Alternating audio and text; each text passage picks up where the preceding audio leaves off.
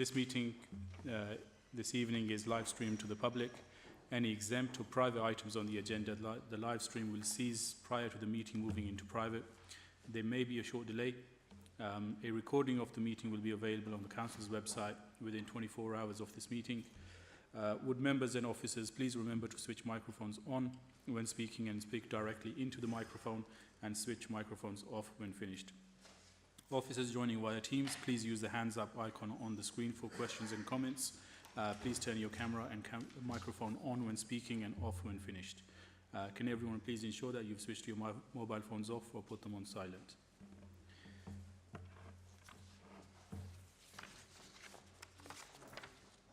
We now move over to apologies.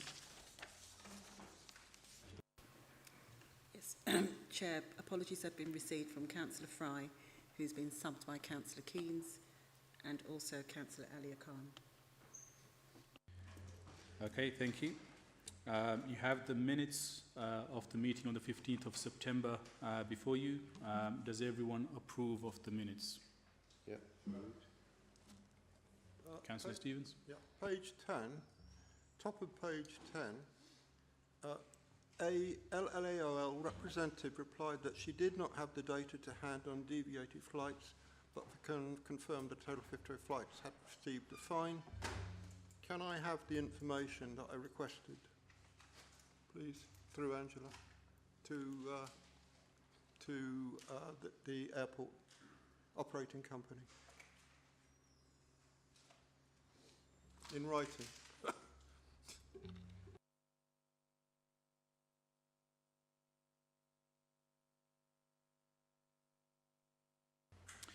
Yeah, that's fine. That will be provided to you by Angela. Is everything else okay? You're all happy with the minutes? Thank you very much. That's minutes are approved. Do we have any disclosures of interest? Nope, thank you. We don't have any urgent business, do we? Nope. Okay, thank you very much for that. We now move over to references from committees and other bodies. Do you have? None, Chair. No, thank you. We move over to agenda item 7, which is delivering the digital ambition. Atika, is that yourself? Thank you.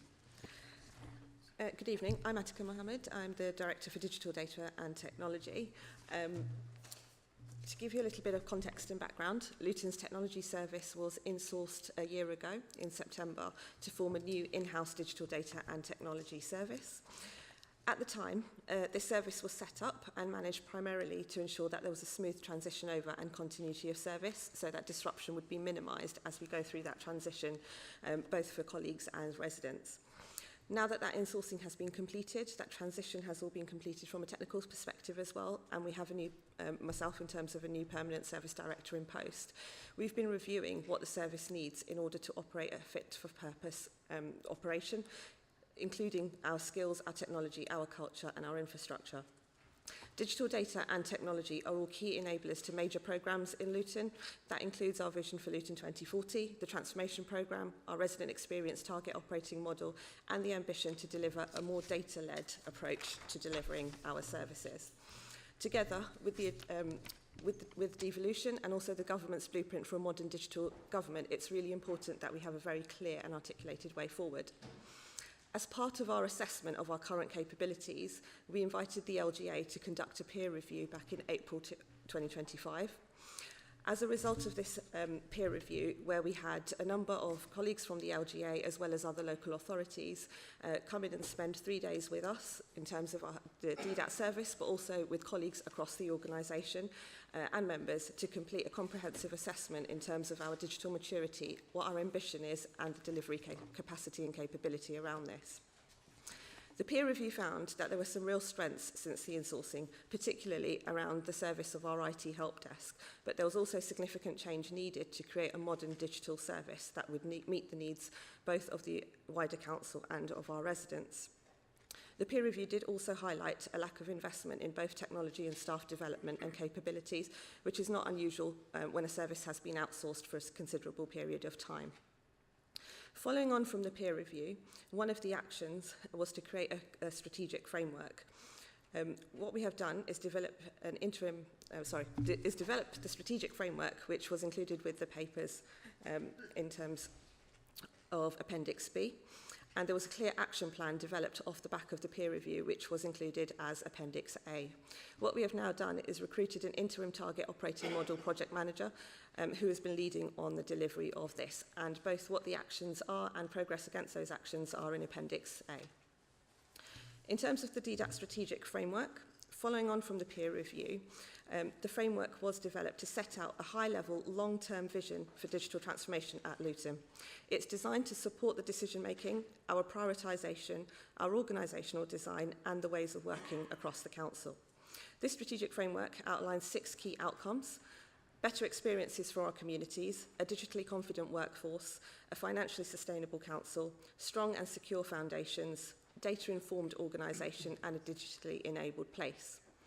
In order to deliver this, the framework is structured around 4 key delivery drivers. The full details are in Appendix B, which is the full strategic framework document. But to pull out some of the key points in there, the 4 key delivery drivers are user experience, which is all the work that we will do to improve the user experience for the people of Luton. The second is around productivity, which is all the work that we need to do to work more efficiently as an organisation to help us to do better with the resources that we've got available. The third is technology, which is the work that we will do in order to make sure that we are secure, resilient, and have the foundations that we need to develop upon. And the fourth is data, which is the work that will improve our ability as a council to use data to make better decisions, design better services, and improve lives of our communities.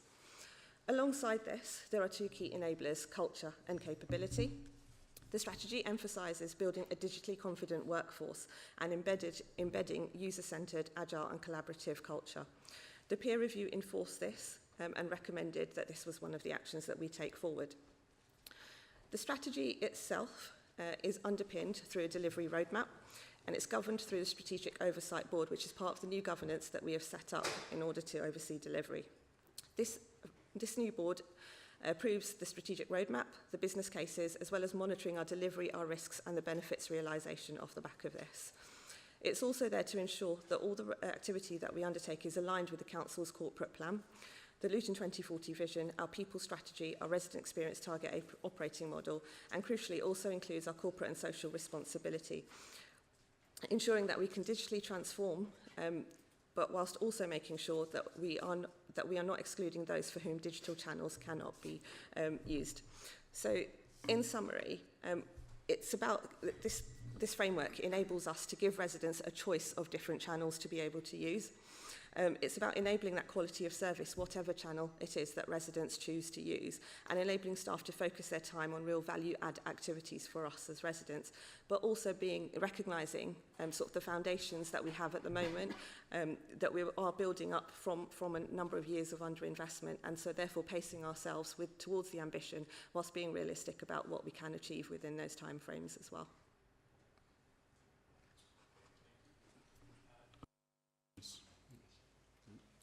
Councillor Khan first.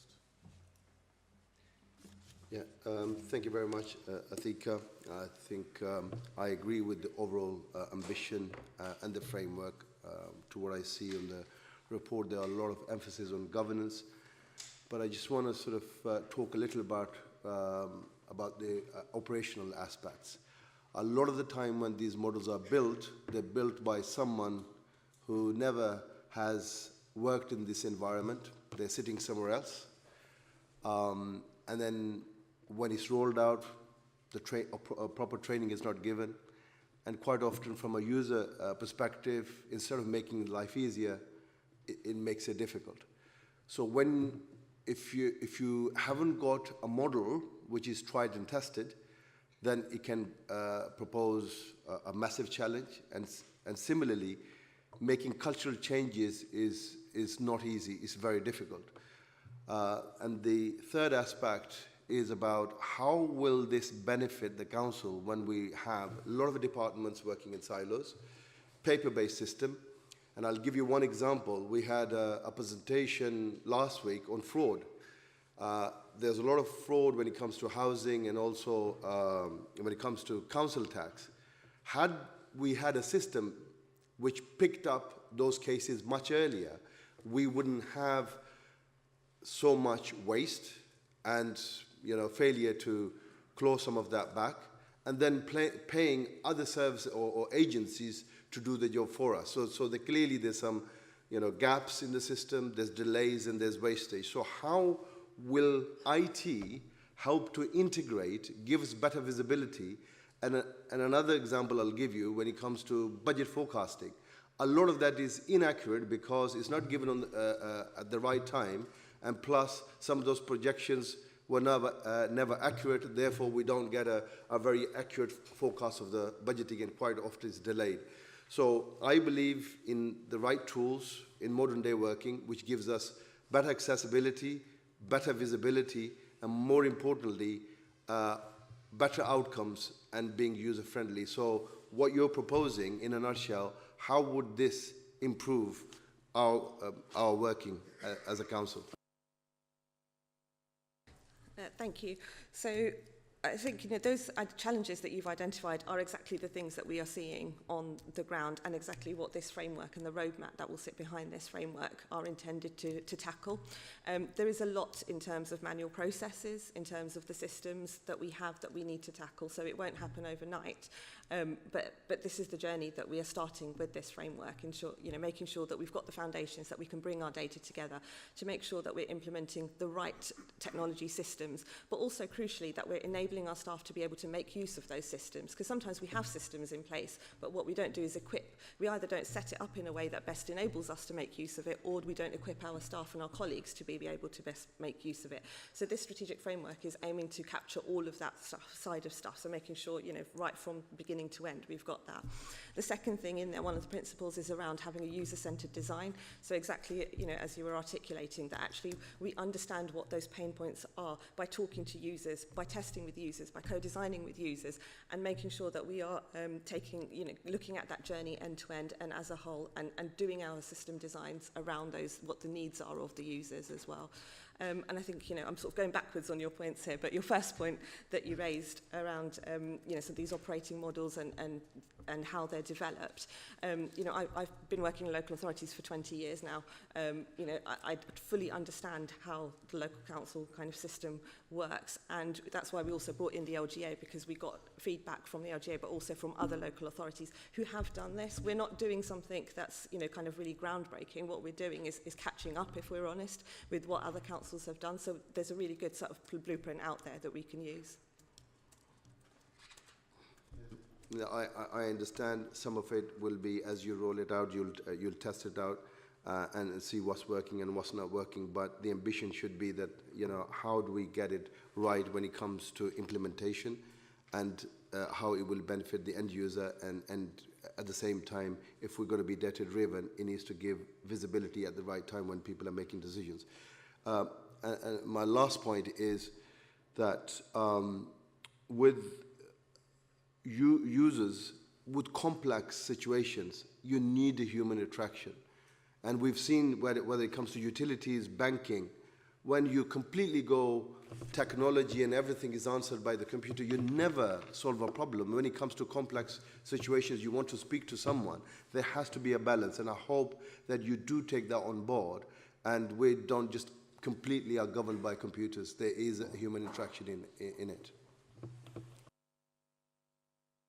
Yeah, completely agree with that, and I think the framework it supports that in terms of designing for whichever channel and what is the best and most appropriate channel for that, both that particular resident and that particular need at that time.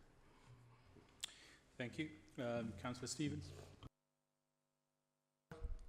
I would like to address what's missing from from this report. It's a very important area. I totally agree. Digitalisation is going fast ahead. A lot of references to officers, a lot of references to residents. There is almost no reference to members.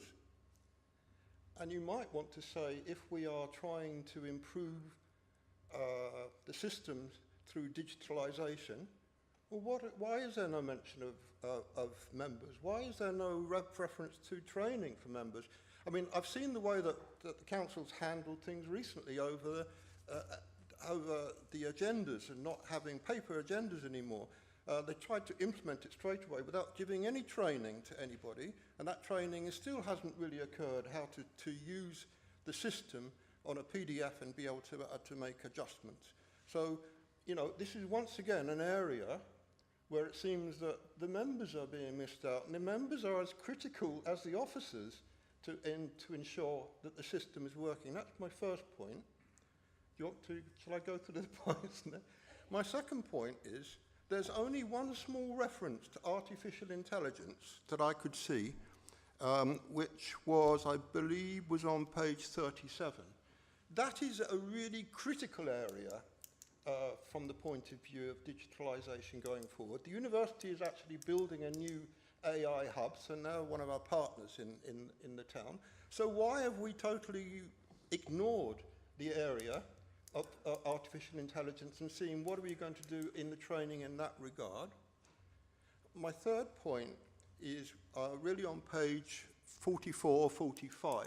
I do not understand why there is a need for so many boards. It's possible to actually bring some of those boards together without having something like 7 or 8 different boards that are feeding into the system. That itself is going to complicate things, because that's got to be captured at the end, and it would be far simpler with a smaller number of boards bringing all that information together. Thank you.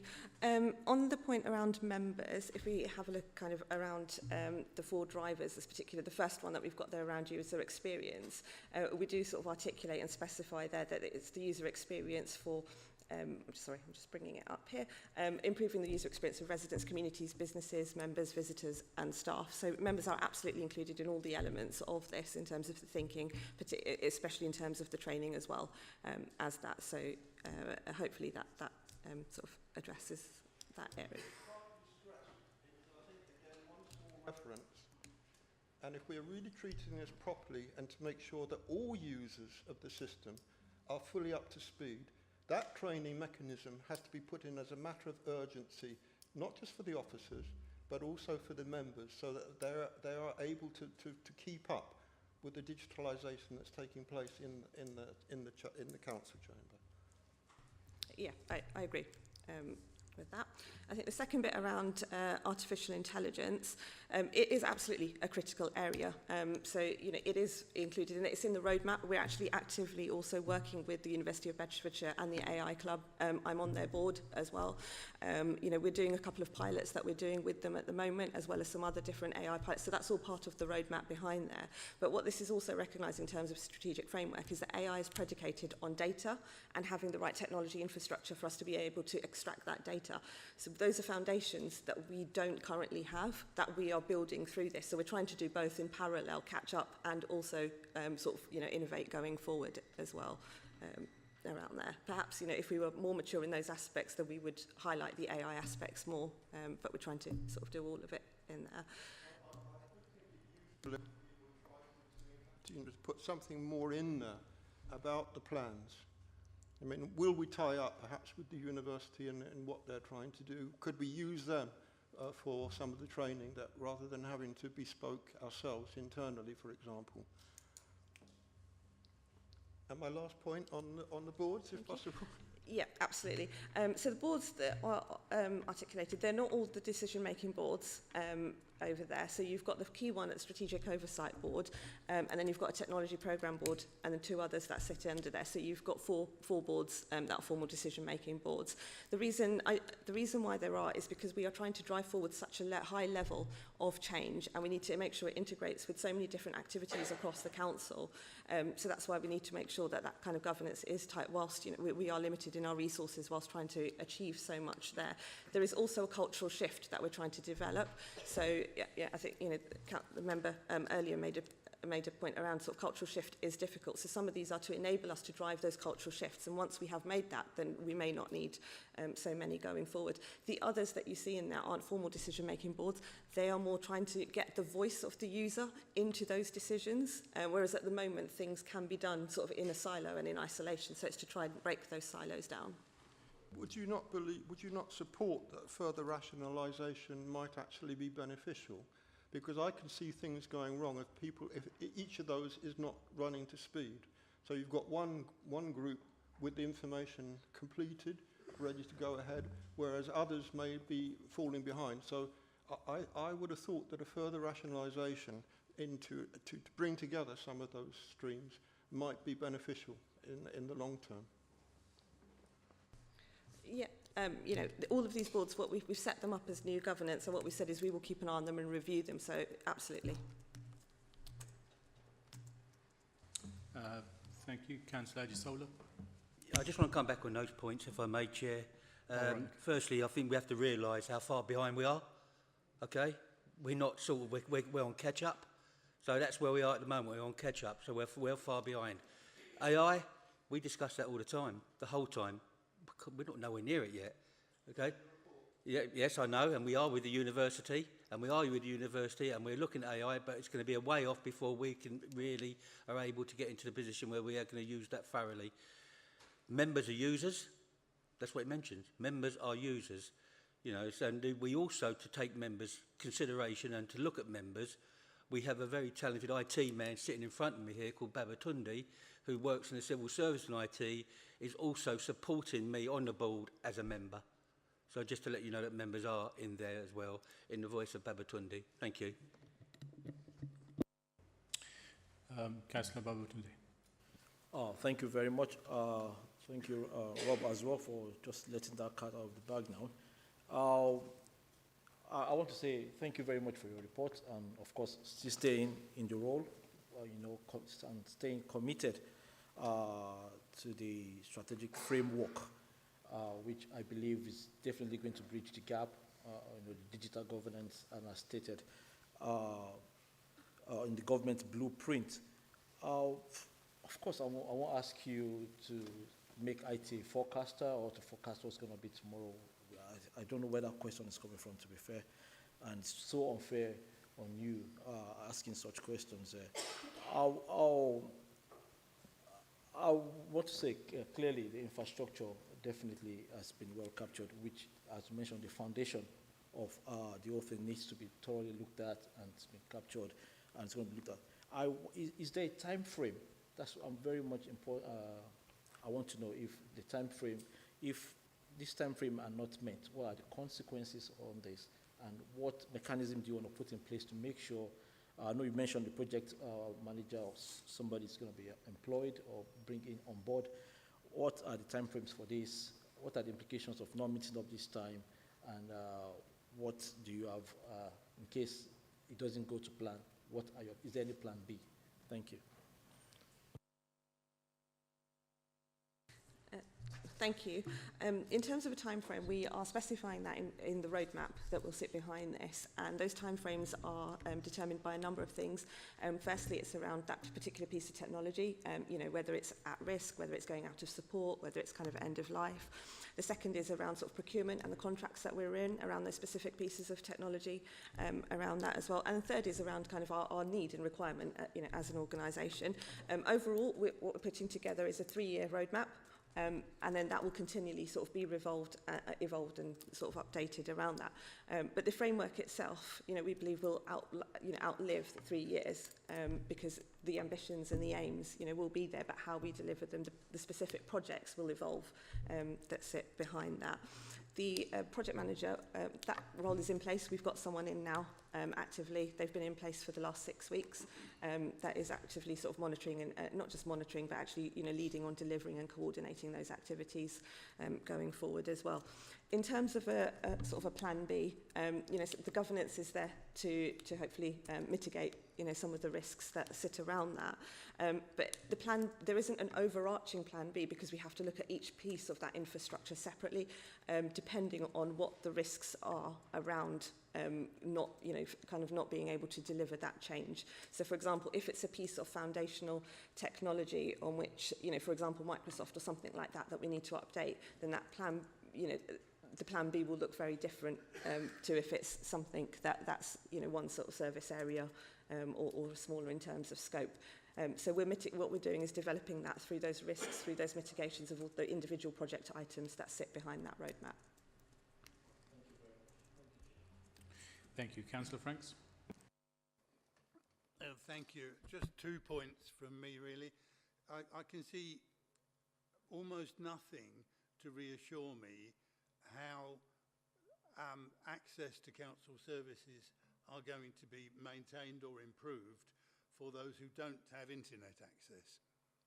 In many cases, people who don't have internet access are often people who are more dependent than most on support from council services. And at the moment, it's almost impossible to make a successful telephone call to the council.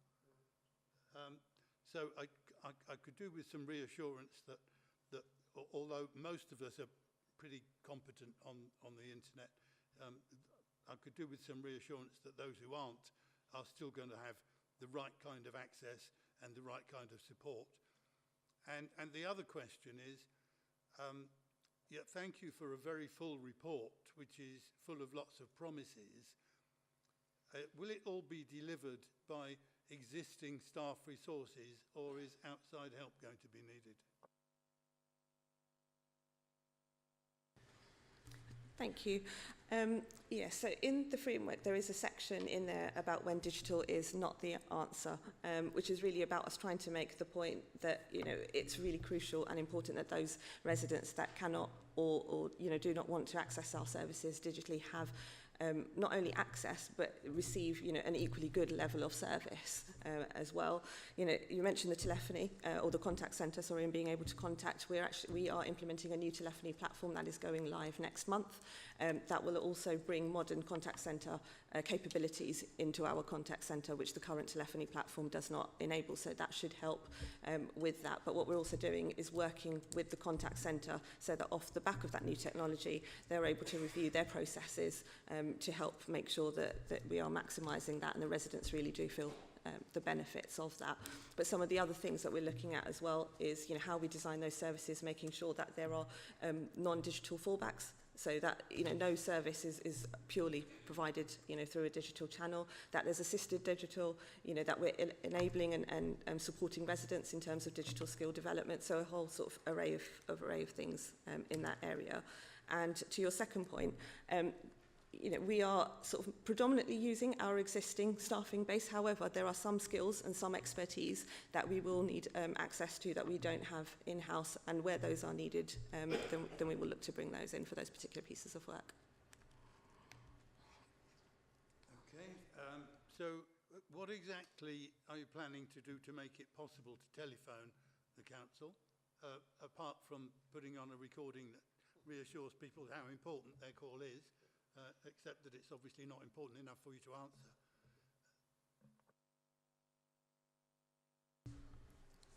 I don't have all the detail around that at the moment, because that is a piece of work that is being led by the contact centre in terms of the changes that they are implementing off the back of the new technology platform. It's been a long, long time since I had an answer to the question about how long it takes to get a telephone call answered, and what we were told it's some years ago now, what we were told then was that 97% of calls are answered within, I can't remember how many seconds, but it was only a few seconds. Well, what that information didn't tell us was that nearly 70% of the people who telephoned to Town Hall never got an answer at all. And I don't believe it's improved since then. Judging by the number of complaints I get from constituents who tell me they can't get through to the Town Hall on the telephone, I think there's something desperately needs to be done. It's all very well for those of us who can access things via the website, but there are still lots of people who can't, and many of them are people who are much more dependent on council services than I am, for example.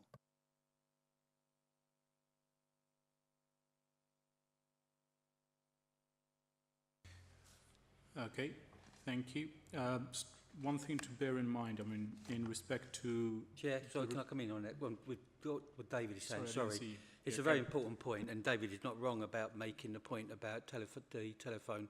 There is a new telephony system coming in. This is about DDAT, and I would recommend maybe the telephony system comes to overview and scrutiny, so David can ask those questions, get the reassurance he requires there. if that's okay. Thank you. That would be very helpful, Chair. Thank you.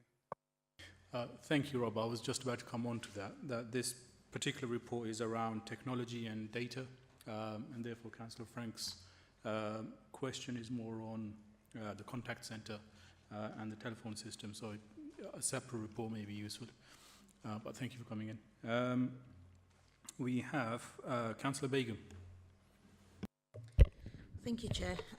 Most of the questions have actually already been answered, but one thing I did want to ask about was, in terms of governance, how soon can we see sort of a report back to say how far you are with sort of tracking the implementation maybe, or how far you are within the roadmap? I get it that AI obviously is a huge area, so where you've got your different boards, for me, unlike Councillor Stephen, I think this is a good structure to have, because without it, you wouldn't be able to follow through with governance and so on.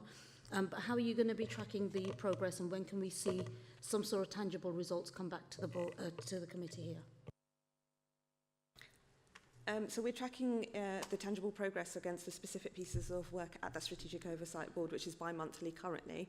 In terms of a report back to here, I'll take your steer on sort of when, but I'd say sort of six months is probably a reasonable time frame. And how far do you estimate to have already sort of progressed? Do you have an estimate or a goal that within 6 months, this is the milestone that you want to kind of reach? And if you haven't, a bit like what Tunde said, what happens if you don't meet those goalposts? What do you do then? Yeah, so in 6 months, I would want us to have a very clear kind of picture around sort of where all of our key risks are, what we're going to do about them, you know, sort of that application rationalisation plan in terms of the number of different systems that we have, and also have moved forward on some of the core platforms, so our digital platform, our website, you know, our telephony, as well as some of our productivity. So quite a few things that we've just sort of kicked off and in train should be progressing by that point. Can I just make a comment, if I may, Chair? So with your systems, you're looking at digitalising everything, isn't it? So in terms of access and how you're monitoring. Okay, so I'm not digitally illiterate.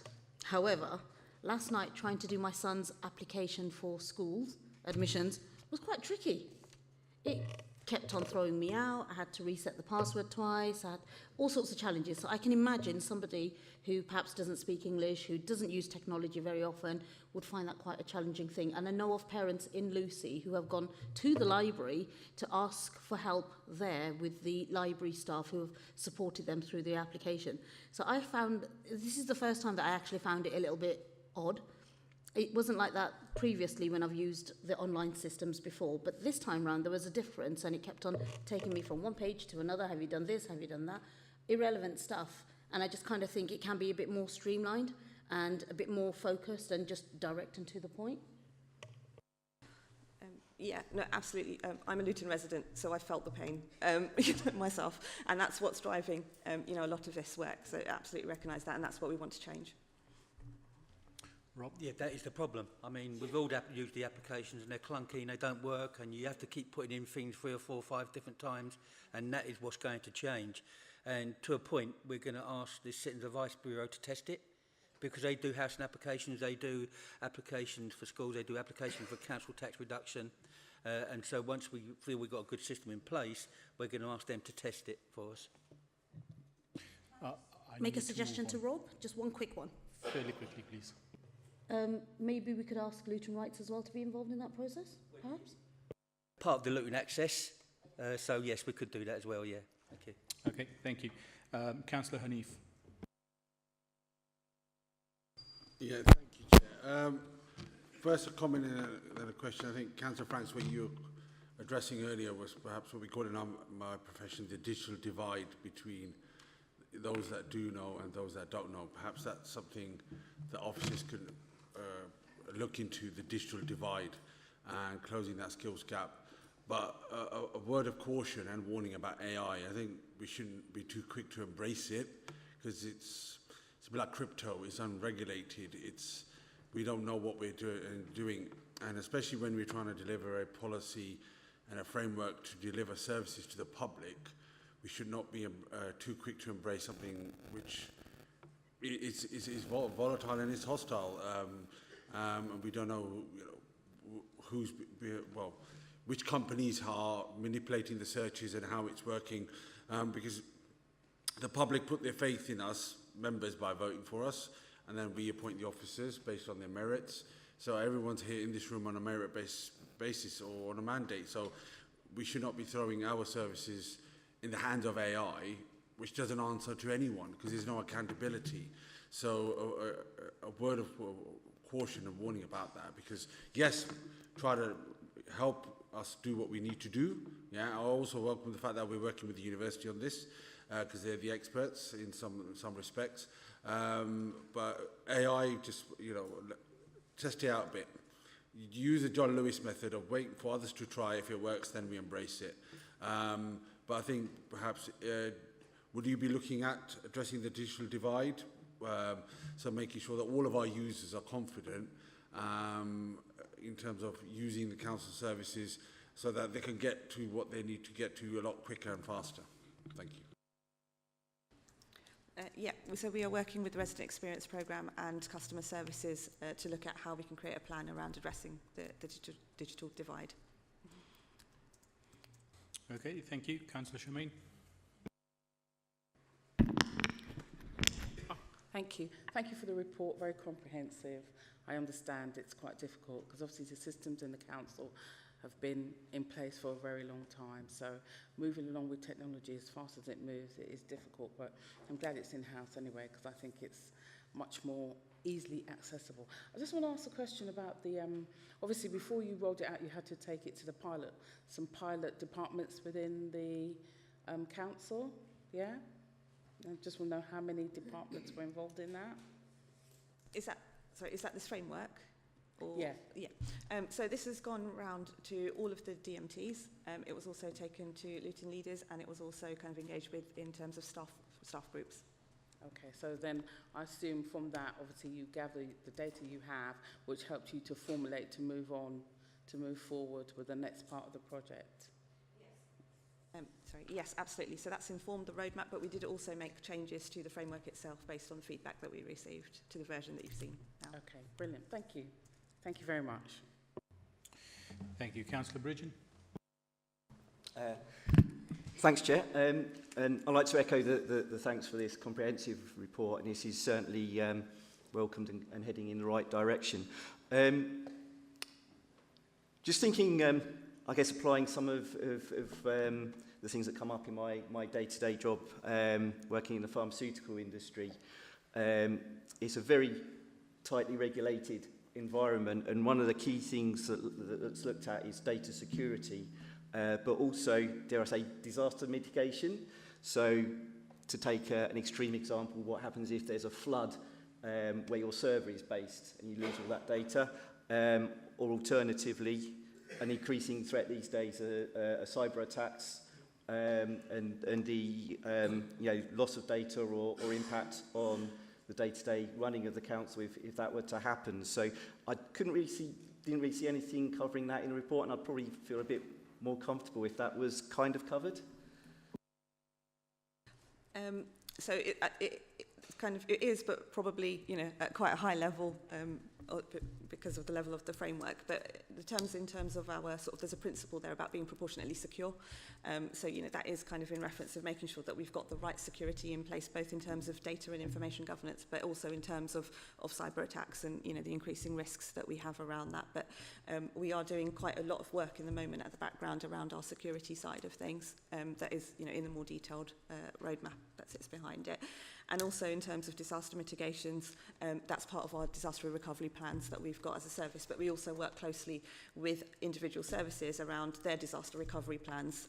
Should a line of business system for that area be impacted, what would that backup need to be?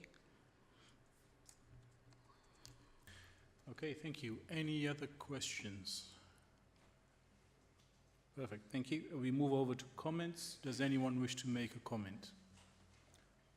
I think everyone's kind of snuck in a comment as they were asking the questions. Councillor Shaw, yep. I believe that the question Councillor Franks asked and Councillor Stevens put forward hasn't been answered adequately.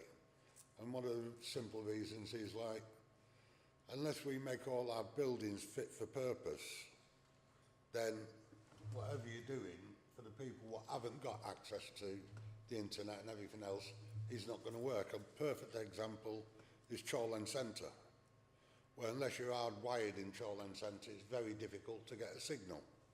So surely one of the things we should be doing for the people who come to our surgery, if you want to do it on caseworker, you put it on your laptop, you take your laptop home and then send it from there. Or you get the laptop, go into the office and get it wired in, because a wireless signal is absolutely useless in there.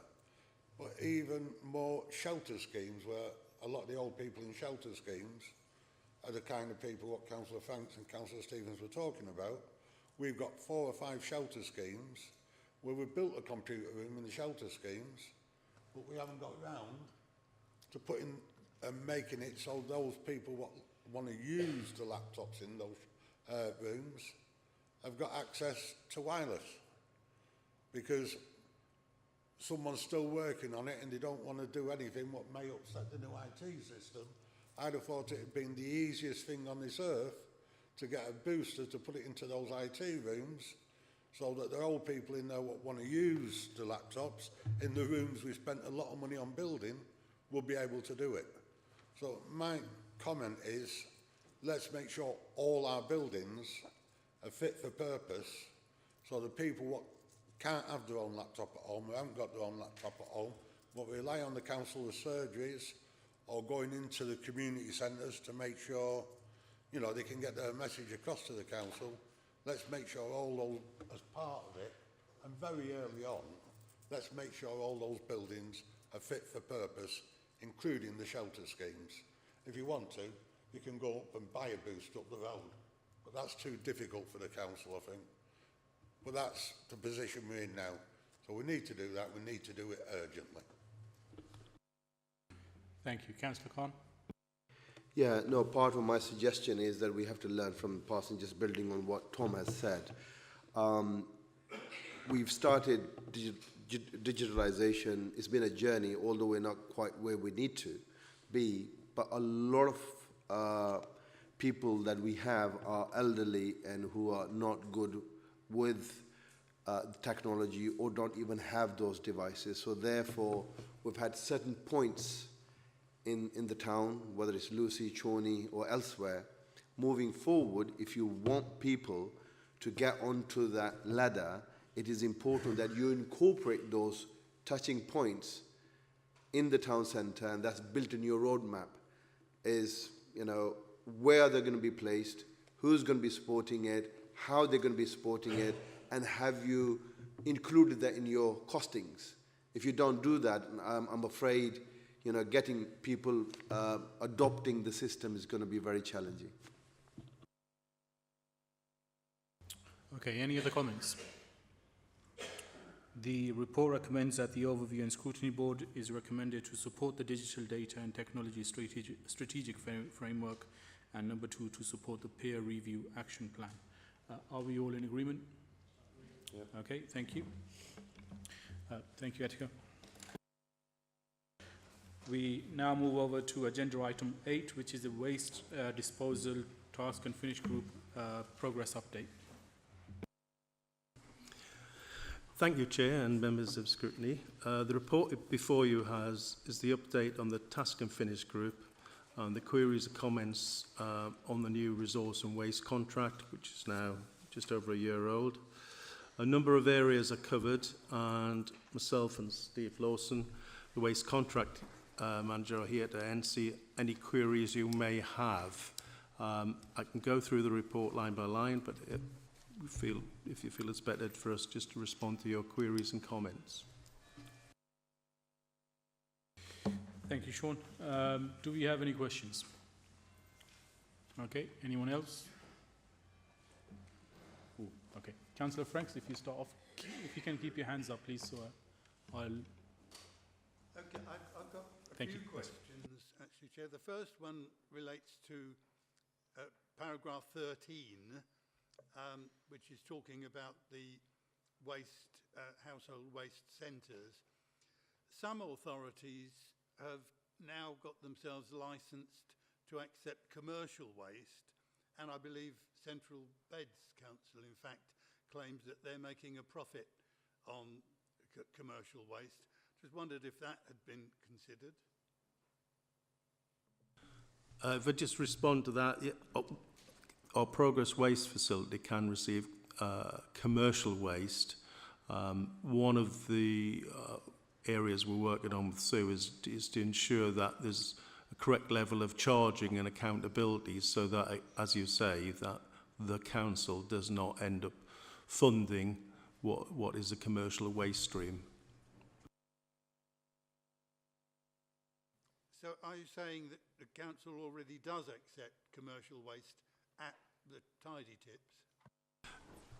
The previous contract and this contract put the responsibility onto the contractor, because they have the permit and the planning in terms of the Environment Agency and the local planning authority. So the overall contract is set up so they provide all services at the waste transfer station and the two civic amenity sites, one of which can take commercial waste.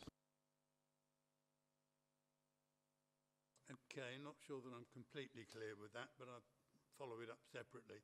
Paragraph 15 talks about the Kingsway Waste Transfer Centre. I wonder if we could be told what plans there are to deal with the smells and flies problem that was highlighted some months last year, I believe, affecting the residents around the centre. Currently there is a petition board in place which meet on a regular basis, 6 to 8 weeks. The last meeting was about 2 weeks ago. They are raising a number of issues, including smells and flies, and we're working with that group and a number of councillors and service directors to resolve those, and making some good progress. The group have also asked the council to look at options in the future to about the transfer station and potential relocation.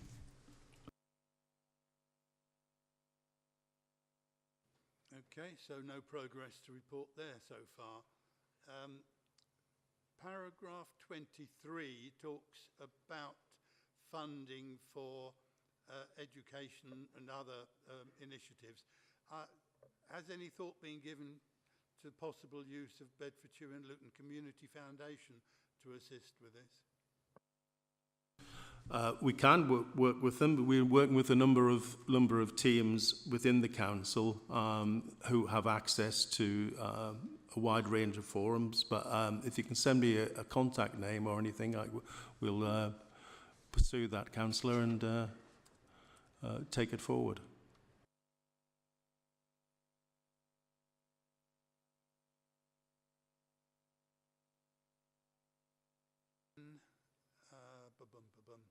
Yes, paragraph 29 talks about GDPR risks and issues. Just a bit puzzled as to how GDPR comes into this. I wonder if we could have a bit more, some clarification, please. As part of the petitions board, we were working with sewers on a simple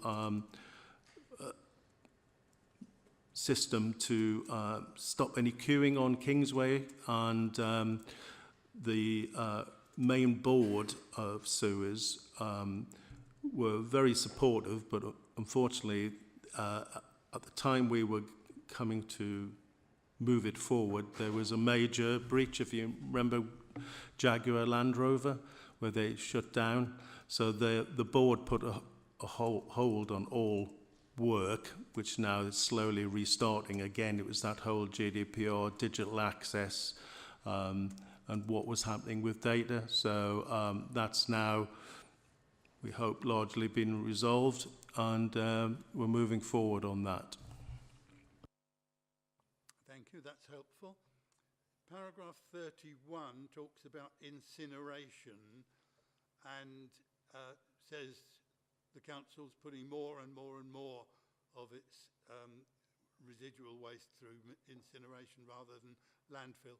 I recall at the Task and Finish group, we were told the principal advantage of incineration is that it almost completely does away with methane releases, which is very good, of course. But we were also warned that incineration produces emissions which are far too small to be captured by filtration. That's a worry. You know, what I'm saying really is, if more and more and more waste is going to incineration, what's being done to deal with the emissions which are currently too small to be captured? All of our residual waste that goes to energy from waste facility is to a category R1 plant granted by the Environment Agency, and they are based on complete combustion, but also a 4-hour monitoring cycle, so they're monitored in real time, and if there is a problem with the filters, it's reported within 4 hours, and then the Environment Agency gets the contractor or operator to take action, and that can be closure or anything else. So it's quite a heavily monitored and reported system, and if you live in the proximity of one or go on the Environment Agency site, the real-time monitoring is available as a public document. Yeah, I think, Sean, you've misunderstood the question. This isn't about faulty filters. It's about filters that are working perfectly according to their design, doing exactly what they're designed and built to do, which doesn't capture emissions which are too small for them. What's going on that's going to improve that situation? On a technical point like that, I would have to seek advice from SEWS or the Environment Agency and come back to you, if that's okay. That would be very helpful, Sean. Thank you very much indeed. It's an important issue. And the final comment from me then is, could we please have a monitoring report? I don't know how often, maybe an annual one we'll probably do, but it would need to include what's being done to deal with the noise, smell and flies issue at Kingsway.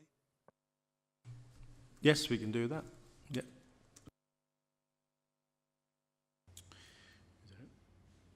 Okay, Councillor Taylor. Thanks, Chair. Councillor Franks has covered some of my points, but at the time of writing, none of the contract with waste has been sent to landfill to incineration. What's the footprint of that? How far do they travel to go to the incinerator? I understood a few years ago that Luton Borough Council would take their waste to somewhere north of Birmingham, which is a fair distance to travel, and to Kent. Currently, the majority goes to Rookery, which is just near Bedford, but with the capacity and shutdowns of incinerators, they're usually shut for 6 weeks a year. The material can be moved around, and as you quite rightly pointed out, it can travel some miles up the M1, but that is effectively the market and the facilities. They're, as I say, they shut down usually for 4 to 6 weeks per annum, and we want to maintain the diversion from landfill, so at times we have to accept it goes a bit further. Of a few years ago now, that it was the Thorn junction was going to be a waste incinerator, but that seems to have died a natural death, which would be fairly close for us to have used. Yeah, but certainly I think incineration is better than landfill.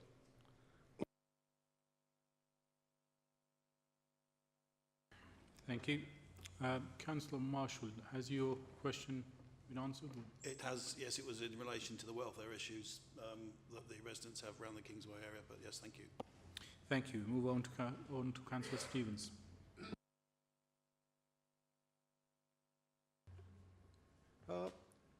The first thing, Sean, you have alluded to it, but what progress has been made if at all, in looking at alternative sites for the depot? Because that was something that the residents wanted above all.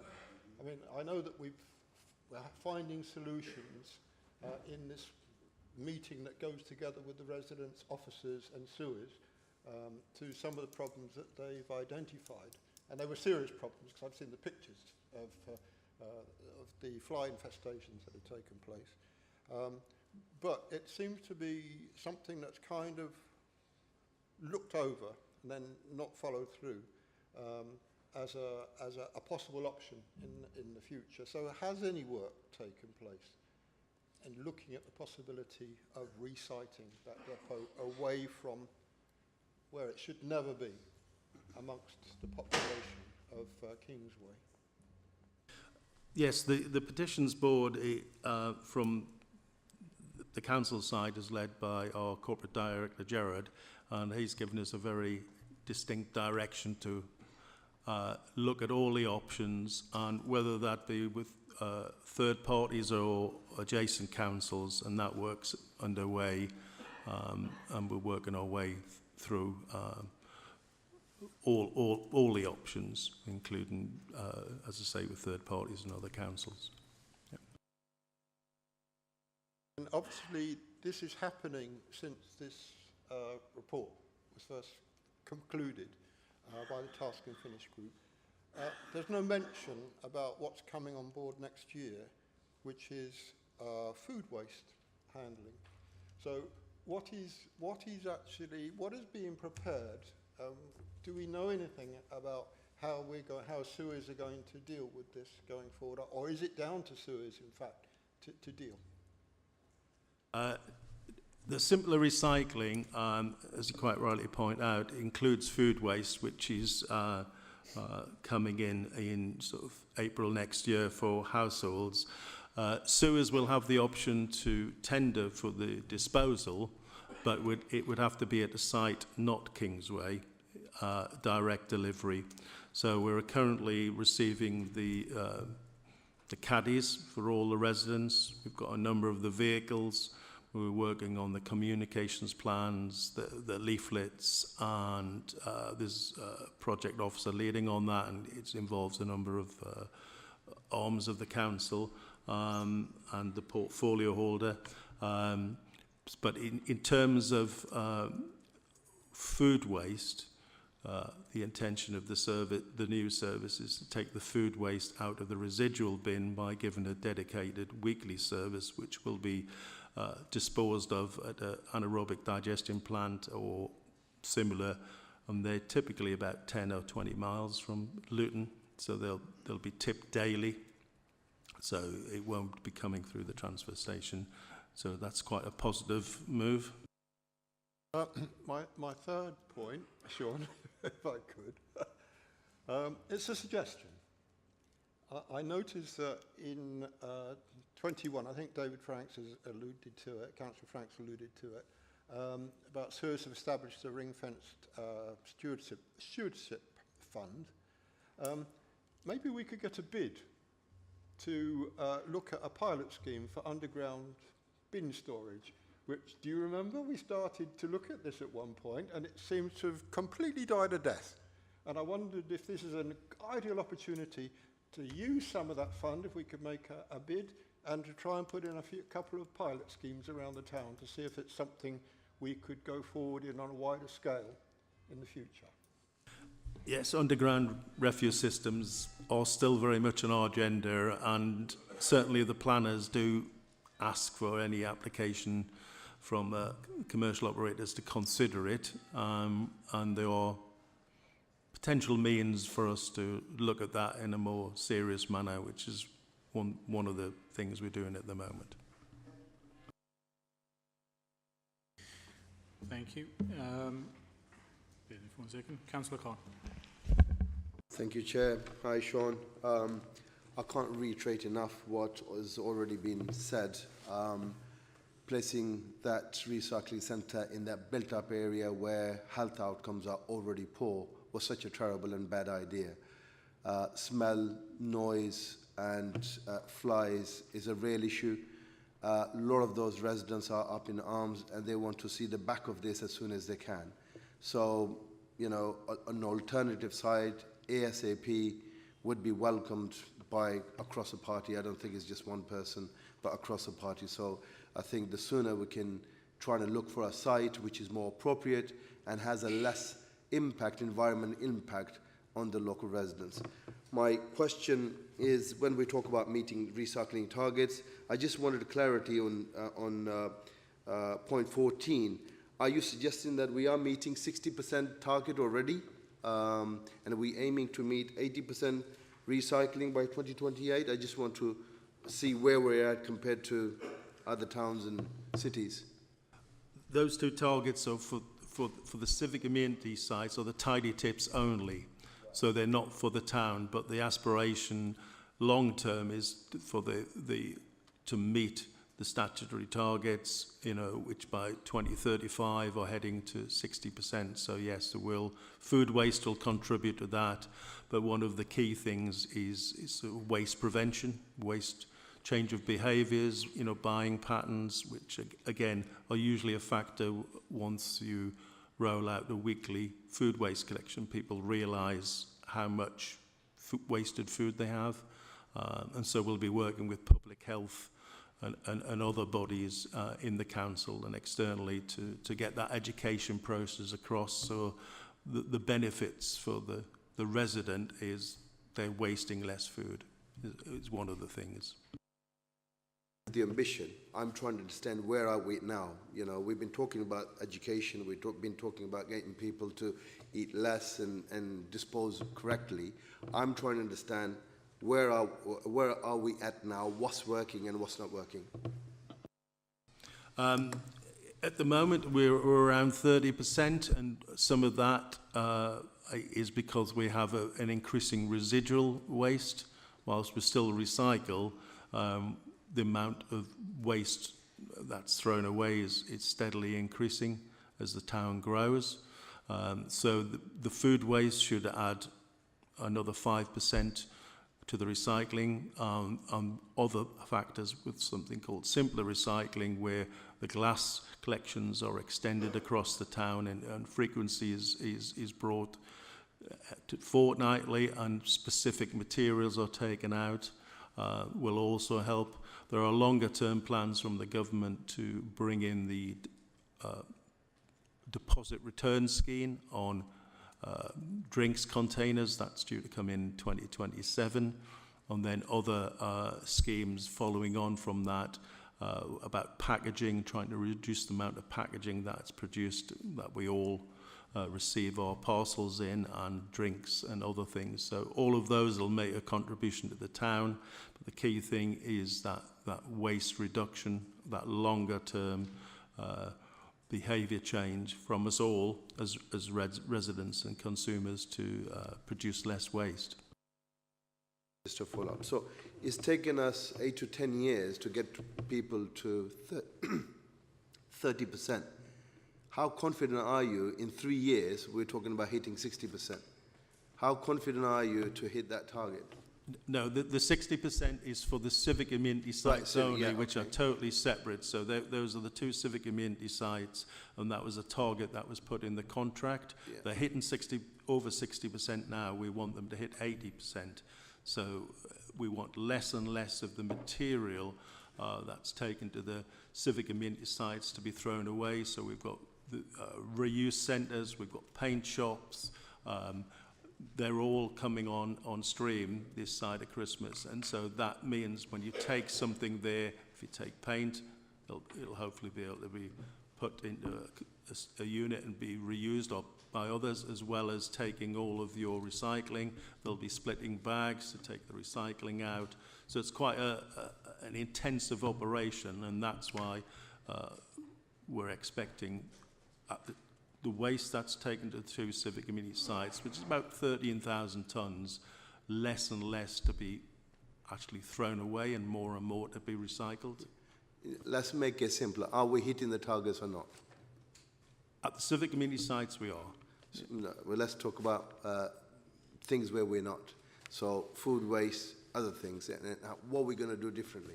The food waste will be starting in April next year, so that will be rolled out to all households in the town, and that's partially funded by the government. In terms of recyclable materials, we'll be increasing the scope and range of materials that can be collected, and potentially if the government fund it, that will be collected separately, you know, in survival bags or otherwise. But as I say, the key thing is to throw less residual waste away, to throw less rubbish away. So I take it we're not doing terribly well, so we need to do better, yeah? Thank you. Councillor Shaw. Yes, Chair, I've got 2 or 3 questions. Number one, if we can concentrate on paragraph 21, 22, 23, your 10% carbon reduction, 10% social value, can you explain to us how the 10% carbon reduction is going to be spent, and who is controlling the spend of the 10% social value, what's written into the contract? Because that must be, over the length of the contract, that's quite a lot of money, but I can't see how the spending is going to be controlled. I mean, a perfect example, what I'd like to see, is the questions Councillor Aslam's just asked. Our lowest recycling rates are in the 5 inner wards of the town. I believe that the education process is going to be the only way to deal with that, through the schools and everything else. And I will say, give up on the parents, because we've tried for many years to get the parents to do it. Now we've got to get the children really involved in it. Wouldn't that money be better spent through the education process to educate the children in the schools, especially those 5 inner wards, where your recycling rates are the lowest anywhere in Bedfordshire, I think? So how's the money going to be spent? And a very important question, what input are members going to have in how the 10% social value is spent? That's the first question. So just to clarify, the carbon and the social value were scoring as part of the contract evaluation. They're not 10% of the value of the contract annually or total. So the carbon, it was 10%. That was based on a number of factors, including miles travelled, and that gave each contractor who bid a score. The same for the social value. Then that was added to price and quality to give an overall scoring for the evaluation. There's no funding attached to that particular point because it was all for evaluation and scoring, so the contract could be awarded. No, the 10% social value is an amount what's going to come back to the council sooner or later in a social value. No, it was purely for scoring, for the contract evaluation as part of the procurement.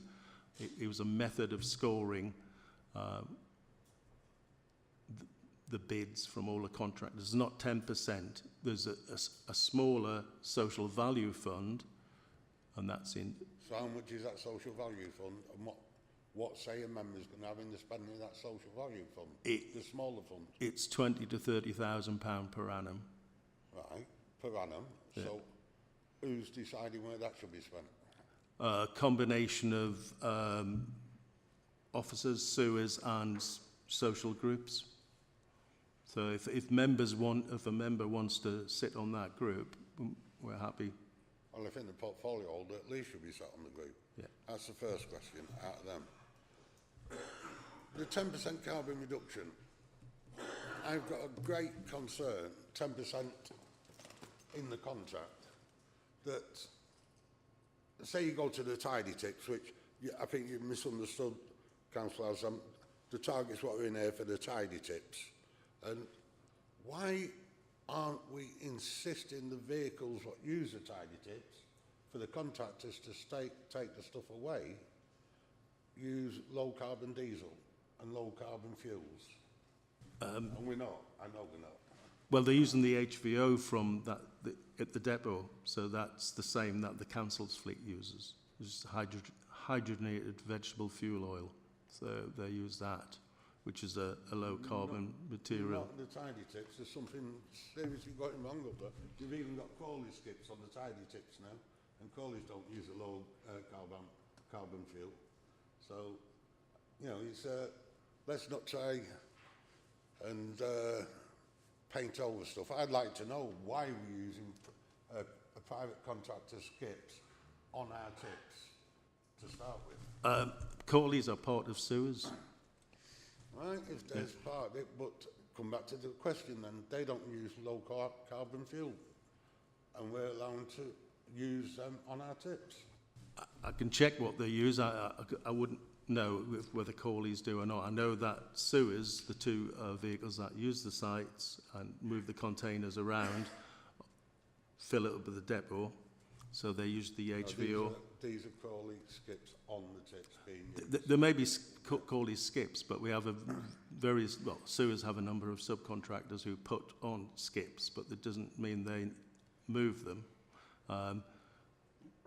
Right, and so move on to the next one. I fully support the food waste coming in the town. Next year the government should be fully paying for it. But again, we come back to education, education, education. What are we going to spend to stop food waste going in the black bin? Because would the black bin, if it had food waste in it, after next year, would that be classed as a contaminated bin? If it is classed as a contaminated bin, we've got all sorts of problems on our hands. So the education process, I would have thought, would have needed to start now, especially with the schools and everybody else, to stop contamination. And, you know, it's one of the biggest problems we've got now. Every councillor in here must deal with people phoning up and saying they haven't taken my green bin this week. But when you get up there, there's a black bag of all mixed waste in the green bin. What education process are we putting into place to ensure that everyone in the town, in different languages, has an understanding that the food waste will not go in the black bin?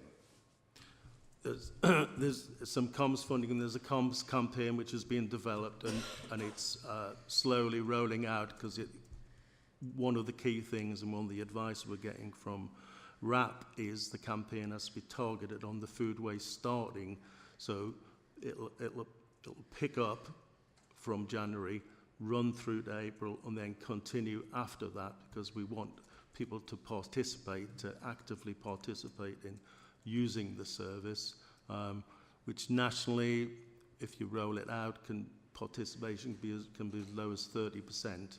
But that will be all based on communications at different levels, hard to reach groups, housing. We're working with housing to do both the internal housing stock and the external landlords.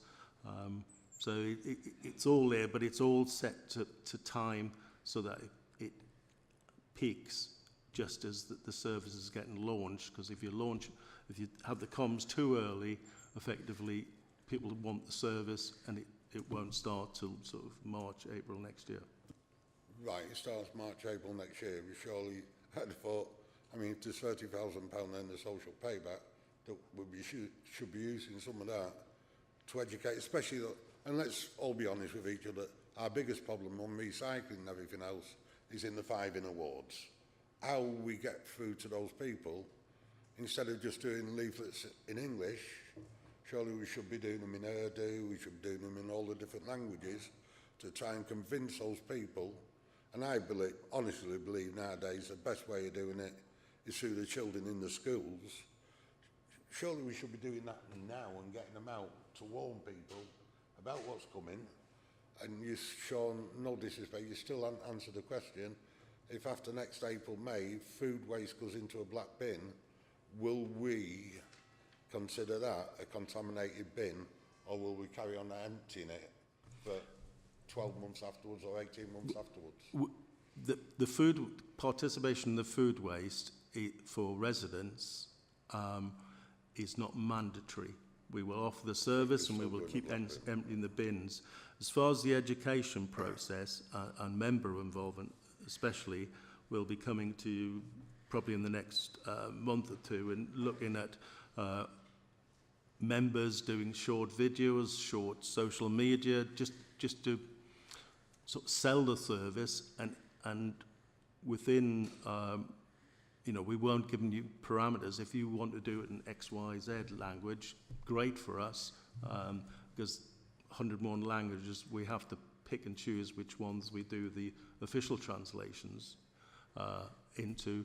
But as members, and we've got other people in the community who are advocates, who we're proposing to utilise to get that short message across, because having it in your own language or your own phraseology is so important. There's no use following everything the government says. What we will be trying to do is having a uniformity of graphics and pictures, so that they're easily recognisable. They're printed on the bin, they'll be printed on the leaflets, and trying to keep utilising some things like QR codes. But we realise that, you know, at the end of the day, to get across to some people, it might be, you know, working with that community group, the church, the community centre, somewhere where they go and meet people they trust. I agree. I mean, one of the things in the New World you need to work with is the mosques, for them to come up with a message to get across that this is coming in and this, we want it to work. It saves us money, it saves us everything. My last one is, for 18 months now, 2 years, we've been talking about the recycling shops on both the household waste tips. How far forward are we? When are those recycling shops likely to be open? You mentioned in the report that it's in the contract a sick person be employed on each site. I use Toddington Road quite often myself, and there's no sign of it. When are they going to be opened? The cabin was installed at Progress Way about 4 weeks ago. So there's a cabin on site now. They've lined up a member of staff to take over. No, they've got a separate member of staff coming in to do it. With sort of retail experience, rather than just being a site operative, they're looking for someone who's got a bit more experience of working in retail. They're going to try and utilise things like eBay, so they can get higher values for some of the products that are coming through, and all that money is going to feed back through the contract. The intention is to have one shop operational, ideally by the end of this month, if not early November. We're just waiting for the racking to be installed in the cabin, and also waiting for the essentially we have some slight issues with the Wi-Fi network for the handhold, because it's going to be a cashless system. So obviously we need digital card readers. We're just trying to make sure the IT systems are suitable to handle the IT, so it's not going to drop out every few minutes. So that system's been purchased. We're just waiting for the IT to be installed on that. So that should be live by the end of, as I said, early November at the latest. That will be the site of Progress Way, and the intention is to have the in-green site operational by the end of the year. So both shops will be operational. There'll be one cabinet each, and then the intention is to use the funding to extend them, to make them larger. So have a second cabin on site by probably the middle of next year. So by Christmas we could see them open on both sides? Definitely. Thank you. Thank you. Councillor Abbas. Thank you, Chair. I just want to say I'd like to thank all of you for your comments and what you made. We are working on plans and a policy for the food waste disposal, so I'm working with Sean and the team to get that done, and communication is very important, and we've got the comms team lining up, and actually in the new year this is going to be top priority in terms of what we're going to do around comms. And thank you, Tom, for your things, and education is the key here. I'd also like to thank the Lib Dems for their concerns around for the residents on Kingsway, a ward they don't represent, but I admire their thing. I'm surprised they don't know what's going on. Councillor Abbas, can I stop you there, please? This is not a political forum. No, It's a scrutiny I'd like meeting. I'd like you to, have. if you'd like me to finish. Retract you need to retract that, please. Make a general comment, but do not identify parties or individuals. Fine, okay. One of their members is, the meetings we have every 6 weeks, the residents are well attended by members from the other side of this chamber. So I'm surprised they're not aware of what's going on. We are doing a lot with the members. The queuing up of lorries is being improved. Cleaning of drains has happened. We've put up fly traps with pheromones to capture the flies, and we're putting in a very extensive program of monitoring the smells. So we are Councillor Abbas, working do you have a with question? You can come back to this in the comment section, but you have a question for the officers. We're in the question section at the moment. I'm up as a portfolio holder. I'm updating people. They asked a question about what's happening with Kingsway, so I'm updating people. What's happening with Kingsway? No, sorry. Let me just get my head around this. Are you here as a portfolio holder or as Yes, a member of Scrutiny? I'm here as a portfolio holder. No, that's fine. I'm thinking you're a member of the Scrutiny Committee. That's the reason why I'm speaking. No. I'm no, that's here. Fine. Carry on. Carry on here. I'm on the exec. I'm here to tell people, and that's why I said thank you for your comments. We're working on the plans with the officers to take it forward. And that's why I'm saying on the Kingsway group, we're meeting every 6 weeks.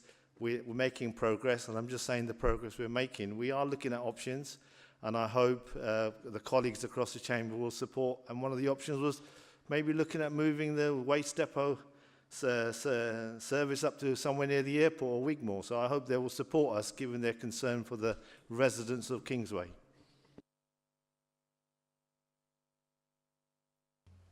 Thank you, Councillor Abbas. My apologies for assuming you were a member of the Scrutiny Committee, which is a reason why I was rebuffing what you're saying. Sorry, it may be useful if portfolio holders sat somewhere alongside the officers, so we knew exactly how things are moving along. It gets a bit complicated.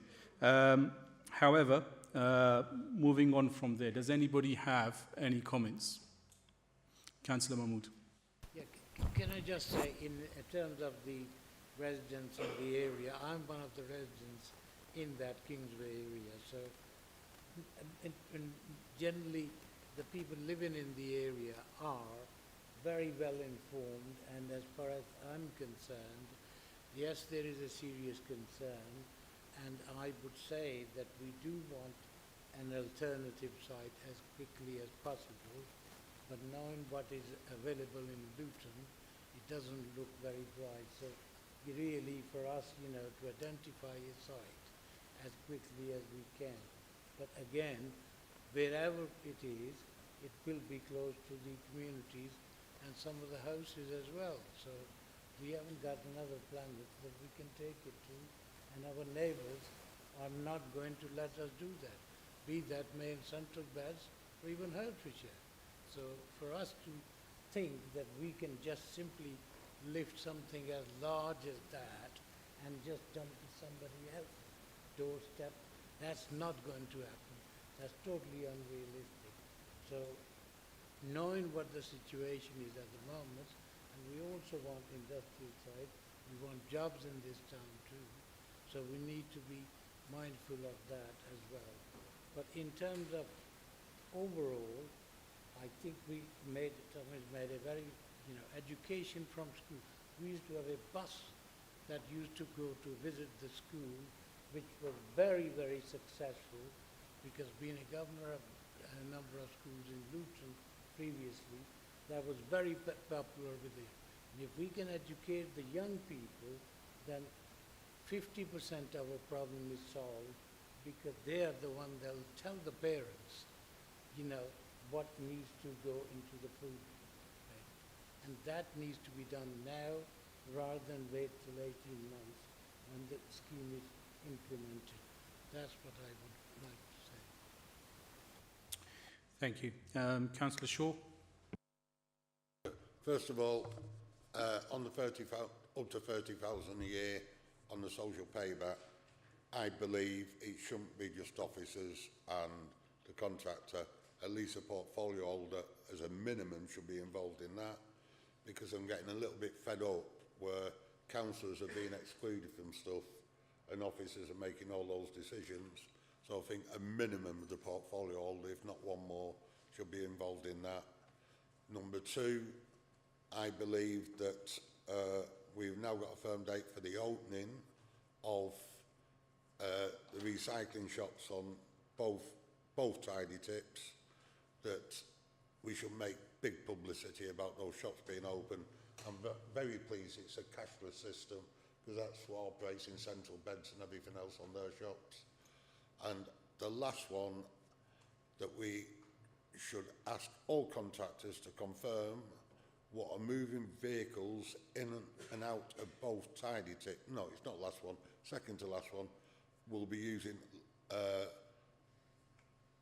a form of low emission diesel or low emission fuel within 12 months' time. That's all contractors what move skips in and out of there.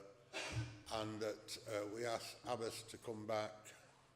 My belief is that £30,000 should be spent on an environmental bus to go around all the fetes, everywhere else, early part of next year, all the summer fetes everywhere, to actually educate the people where they live about all the green initiatives, and especially make it attractive to children coming on that bus. Because, you know, we've been through it with the black bins, fortnightly collection, green bins. I think it's time to give up on the adults and actually concentrate on the children in schools to get them to be doing the recycling. And that 30 grand with a bus going around all the fetes, fitted out properly, with 3 balloons, everything else on it, could be an awful big step in that education process. The important one is leaflets in different languages as well. Thank you. Any other comments? Councillor Franks? Just picking up Councillor Shaw's comments, I think it would be worth a while making a formal representation to executive that the Environmental Stewardship Fund should be the team that decides on how it should be spent should include the policy portfolio holder and an opposition representative.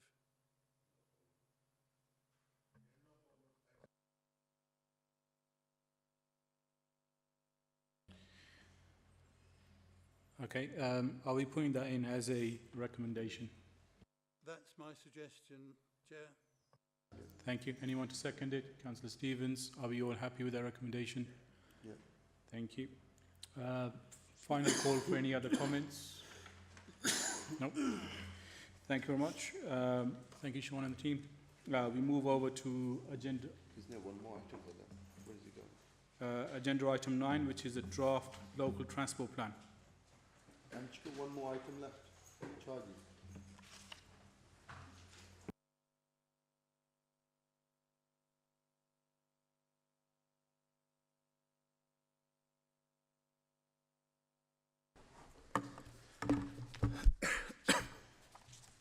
Thank you, Chair.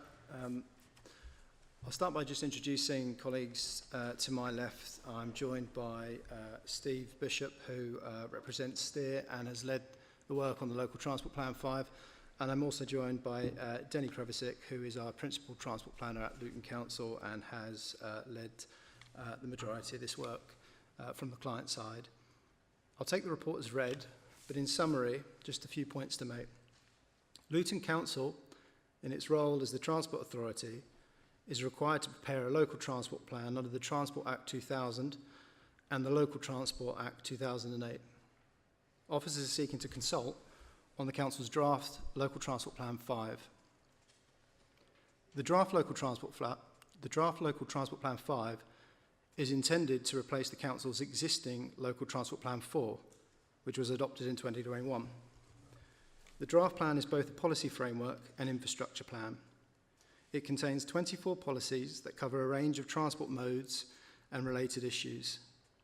Policy measures cover the need to increase sustainable transport, such as walking, cycling and public transport, but also addresses the interface transport has with things like planning, parking and routine maintenance. The plan and its policy measures have been supported by a robust evidence base. This includes a public perception survey, dozens of workshops with a range of stakeholders and technical experts, and the vision, objectives and policies in the plan have also been appraised in terms of the level of impact they will have on health, equalities and the environment. And this is known as an integrated impact assessment. All of these documents are subject to public consultation. And in terms of that proposed consultation, An extended consultation is planned between November and January 2026 to take account of the Christmas period. This will trigger an intensive period of public consultation and engagement on the document, and this will be taken forward by way of public events, a public survey, and presentation to specialist groups and interest parties. The consultation will allow residents, businesses, and visitors to have their say on the document, and officers will listen to feedback and consider changes accordingly. Now, following the public consultation, both the Local Transport Plan 5 and key findings from the consultation will be presented to members a second time as part of the policy group and OSB meetings in spring 2026, following which the Council will seek formal adoption of the document. I'm happy to take any questions you have on this item.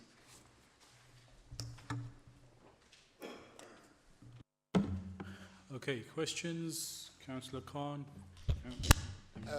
Yeah, what's missing? Sorry, Yeah. Tom, sorry, my apologies. I haven't, give me 1 second. Let me get all the numbers, names down, and then I'll start on the questions. So I've got Councillor Khan. Yeah. So, bear with me for 1 second, please. Sure. Councillor Shaw. Councillor Bridgen.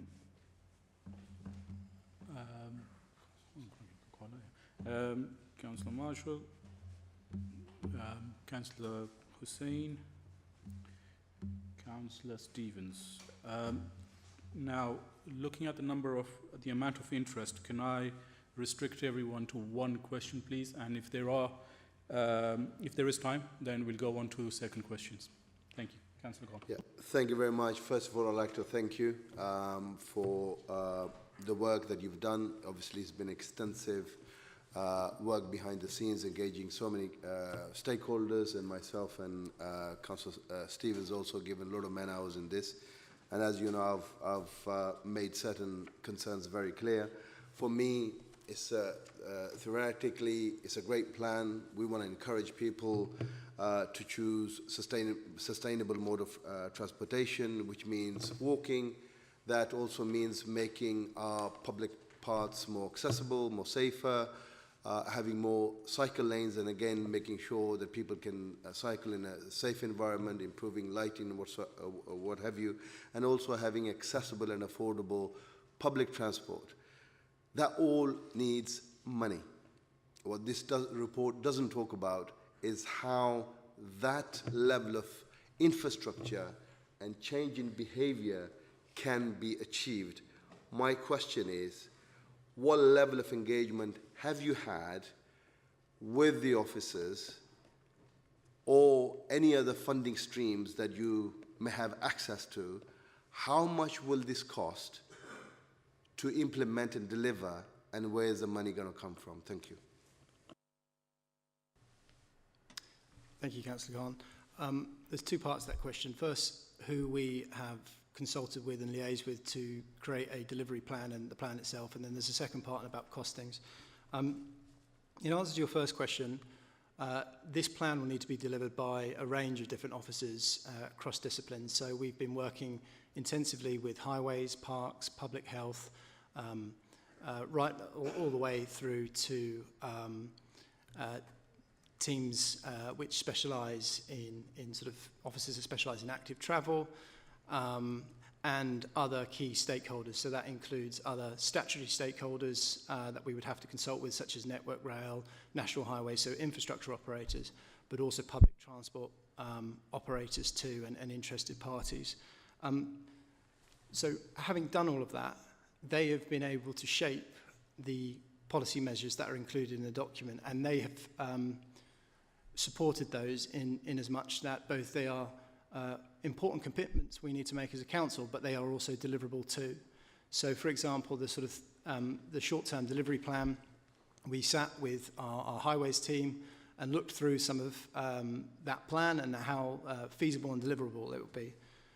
The question about cost is a very difficult question to answer. If it's a question about a costed local transport plan, that would be something which we internally as officers have started work on with our highways team, but it wouldn't be something typically we would consult on with the public. And the reason for that is because there could be such varying degrees of cost fluctuations in some of the infrastructure projects.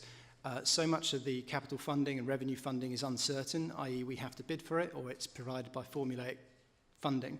So what we've tried to do in the spirit of a credible local transport plan is provide as much policy certainty as we can about how and when these things are going to be delivered, but recognising that a costed plan would be something that we as officers would prefer to take forward with our highways team at the very least as part of their capital works programme.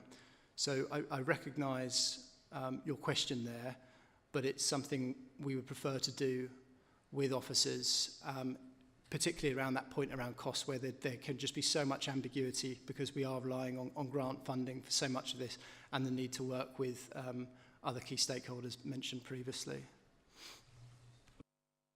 Just to follow up on this, I completely understand that. For me, if a plan is not costed, it means it's not deliverable.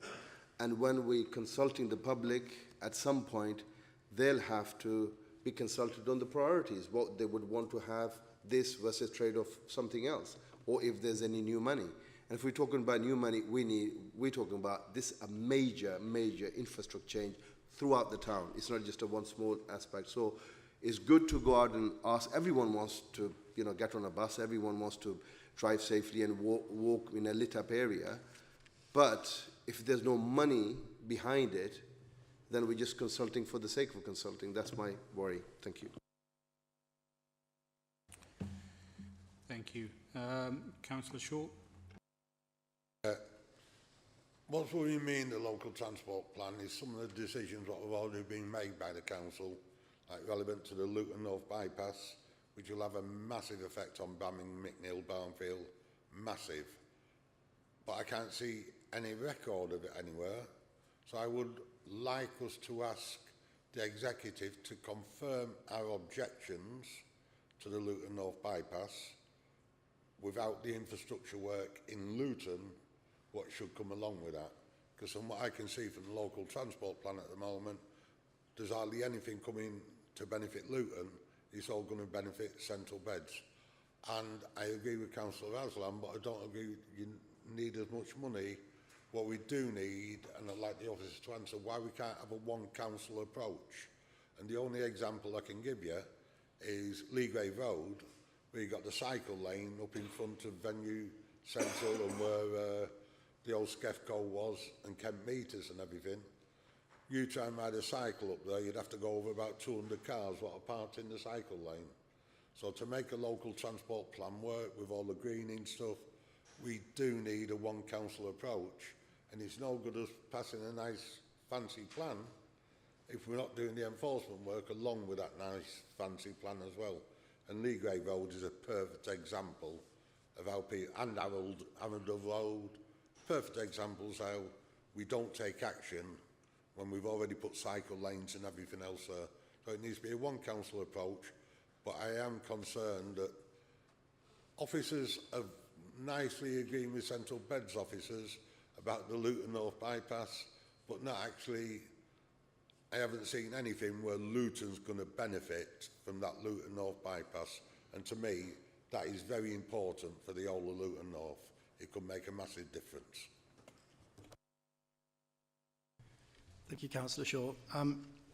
So with respect to the Luton Northern bypass, we have been working with Central Bedfordshire both as part of the plan, but just as officers too.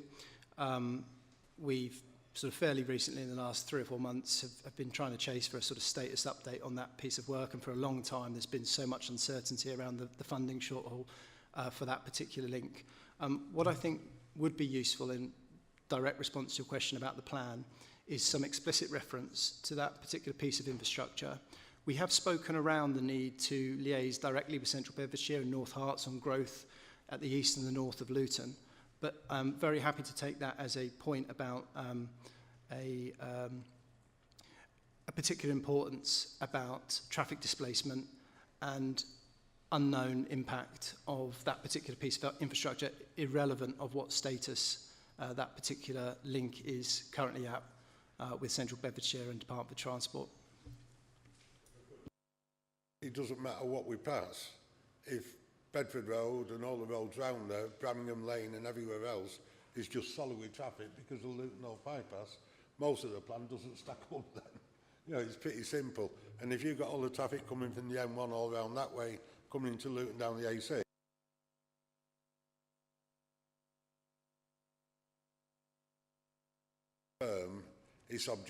to reaffirm its objections to the Luton North bypass without the necessary infrastructure being put in place in Luton.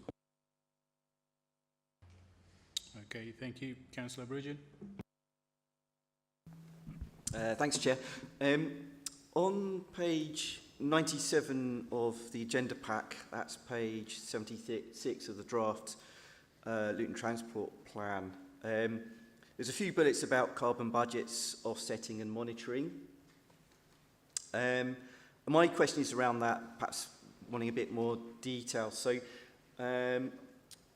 would we see published a quantified carbon trajectory and local carbon budgets using the Department for Transport's quantifiable carbon guidance with annual reporting? If yes, where and how will that be reported? And if no, why not? Can I just clarify what the question is there? So on page 77, we've done a breakdown of what we consider the impact of this plan is on carbon, and that's the guidance, as you mentioned, from the Department for Transport, the QCI guidance, the quantifiable carbon reduction guidance. Was your question about reporting and monitoring on that guidance? Have I understood that right? Yeah, correct, yeah. I'll have to either defer that to Steve or possibly come back. The reason I'm slightly hesitant here is because we have produced this plan technically in the absence of guidance that we've been promised for a couple of years now from the Department for Transport. The Department for Transport are rightly aware that we've been working on this plan, and a lot of local authorities have too. But there is something specific there about the way quantifiable carbon reduction is reported and monitored in the context of local transport plans. So if I try and make this as clear as I can without going into jargon here, there is some guidance still outstanding around local transport plans, and that is promised to be with us imminently. There is also some published guidance around quantifiable carbon reduction. And what, as an officer, I'm not clear on just yet is how those two things speak to each other, because quantifiable carbon reduction is just a process of quantifying the reduction in carbon. But to try and understand what that means in terms of regular monitoring and reporting for local transport plans without guidance on that, I'm not quite sure yet. Is there anything you want to add on that, Steve? Thank you. So we'd seen early drafts of the quantified carbon reduction guidance, and then obviously a few weeks ago, I think late August, early September, the most recent guidance has been fully published. So we're comfortable that specifically with regards to operational carbon, so tailpipe emissions, we've followed an appropriate and proportionate methodology, and we've used what's known as the Carbon Assessment Playbook. It's a tool that was developed by England's Economic Heartland along with Transport East and Transport for South East, and has since been adopted by all subnational transport bodies supported by the department. The tool has certain functionality, but there are a couple of areas that carbon assessment modelling is still improving on, and we look forward to those tools being made available at some point. In terms of onward monitoring, there are requirements at a scheme level. So as certain policies or interventions get planned and delivered through, as part of the delivery of the local transport plan, the guidance recommends that carbon is assessed at a scheme level as well as a strategy level, which is this level. So there's further assessment to go as schemes or policies get delivered within the plan. And then there is annual reporting through central government of carbon emissions at an overall level. So the plan does what it can and is proportionate to the guidance, further scheme level reporting or assessment required, and then overall emissions are reported annually by the Department for Transport. So are those annual figures reported by the Department for Transport, would they cover Luton, or are they wider in scope? Sorry. The lowest level disaggregation is to local authority level. So it's data for Luton as a whole, and it's broken down. It's not just for transport. So it's split into rail, local roads, the strategic road network, and then other sources, such as households, agriculture, business, etc. Okay, thank you. Councillor Marshall. Thank you, Chair. My question is going to echo a point raised by Councillor Shaw already in terms of the developments that are sitting on our borders at the moment. The North Herts development to the east, and then the Central Beds development to the north of the town, and then the ensuing housing on that. I'm not up to date with sort of full figures, but Blore Homes development up on Cockenoe there, 2,000 houses, and potentially the Central Beds one, when that manifests itself, 3,500 houses. That's a lot of traffic for our small borough to be able to sort of cope with. And I think you mentioned you were trying to have conversations with Central Beds. Are similar conversations happening with North Herts? Because I know for a fact the Hall Road was built on the A6 as you exit Luton, I think about 12 months ago. So they obviously have designs to continue that. So where are you in terms of your conversations, and how will that fit into the plan? Because it's going to happen at some stage. Any idea of timescales? Thank you. Yeah, so the answer is yes. We as officers are having those conversations with scheme promoters in North Herts and their planning policy team. Generally, that isn't, whilst it's not conversations we would have within a sort of transport policy team, our highways development management team or development control team, which I am responsible for, are having those conversations, are having dialogue with their counterparts at North Herts, and the same with respect to growth north of Luton. And with respect to East Herts and that development, that is something that is both recognised as an area that we are, whilst they are the planning authority, we are jointly going to need to manage the impact of that. And to be specific here, how can we support that development through the use of public transport and new buses, and having dialogue with public transport operators. And equally, they are also undertaking transport modelling, East Herts, as the planning authority to quantify that impact on our local network. So it's something that comes through the plan, or should come through the plan pretty clearly, about the fact that Luton is so heavily impacted by that growth east and north. So there is some policy measures there about the obvious need to continue that dialogue. But more specific to your question, I can confirm that Christopher Godden, Highways DM officer within my team, is having those conversations now. And the last update I had on, particularly on East Herts, they had just concluded some of the concepts for the site plan. So it wasn't even at the point then where there was a transport assessment that had been developed that we could provide commentary on. It was too early in the planning process.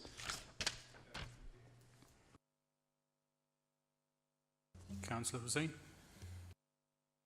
I ask you, I mean, the transport plan is brilliant, but unless you have an alternative like, public transport, the bus company, how much enthusiastic are they in terms of cooperating? But not only, what influence do we have in terms of trying to get them to prioritize the bus services in certain areas of the town where you probably wouldn't get a bus for 45 minutes. You have no choice but to use the car. So that really is the most important thing. In some areas, the buses sit there for 20 minutes and they can't even move. And I'm talking about Delaware Road and, part of Leagrave Road and Dunstable Road. Where every day, there's no point getting on the bus because you're not going to move much. Thank you, Councillor. And we would agree in terms of the evidence base that we pulled together to produce this plan. We recognise that congestion and pinch points on the network were dissuaded people to use public transport. This does require a system-wide solution. We can't necessarily build our way out of this challenge. There is something about the policy measures and our bus service improvement plan about undertaking a regular review of those routes, and particularly where some of those bus services, those fixed line routes, encounter congestion, and how can we use bus priority measures at those links and those junctions. So that much is true. But ultimately, there is a much bigger challenge here about car dependency. And there's various different ways this plan seeks to address that through not just the use of bus priority measures at the links and junctions where it's needed most, but taking a total system-wide approach to managing car dependency and increasing opportunities for travel above and beyond private car use. Okay, Councillor Stevens. Thank you, Chair. Obviously, I was part of the cross-party grouping, so I had an opportunity to raise all my questions, I suppose, during the time. I just thought, however, today, listening to Atika and what you were talking about digitalisation, there is a role there, I think, when we're looking at the possibility of developing an app which can bring together all of the bus network teams, all the bus companies, and trying to really provide sensible guidance to passengers, to encourage them to use the buses. It would be great also when we're rolling out new buses to ensure, perhaps if possible, as there are in a number of the London buses, as we see on the trains, that the next bus stop should come up on a screen. So people know where they're reaching, and that would also, perhaps there could be an indication if there were congestion delays, so that, that information to be given. So that's the second part of it. The third part of it is for the people who are not very IT savvy. And we ought to ensure that at the interchange that we have a connection, we have the information available for all the buses that are being used, all the buses that are running from that area, and perhaps we should have something within the point also to give that kind of guidance to people, as well as using the app so they can actually ask a person. So I think there's an opportunity there for maybe working together with Atika and the team on the digitalisation going forward to make it more attractive and to try to get people to encourage to use the buses, together with the other things that we're talking about, maybe free on a Saturday or free on a Sunday, so and encourage that usage. But I think I don't have other questions because I was part privy to everything else that took place, but it just struck me, listening to Atika, here was something that we could actually get to grips with and try to utilise the skills that we have and what we're building up for a real purpose.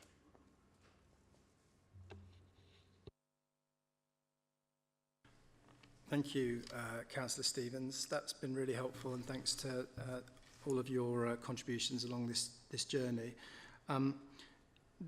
The short answer is yes, I will reach out to Atika personally off the back of this meeting just to provide a bit of some context as to this plan and the importance of digital connectivity. We do have a policy measure in there which is absolutely about the importance of digital connectivity in terms of wayfinding or announcements on public transport.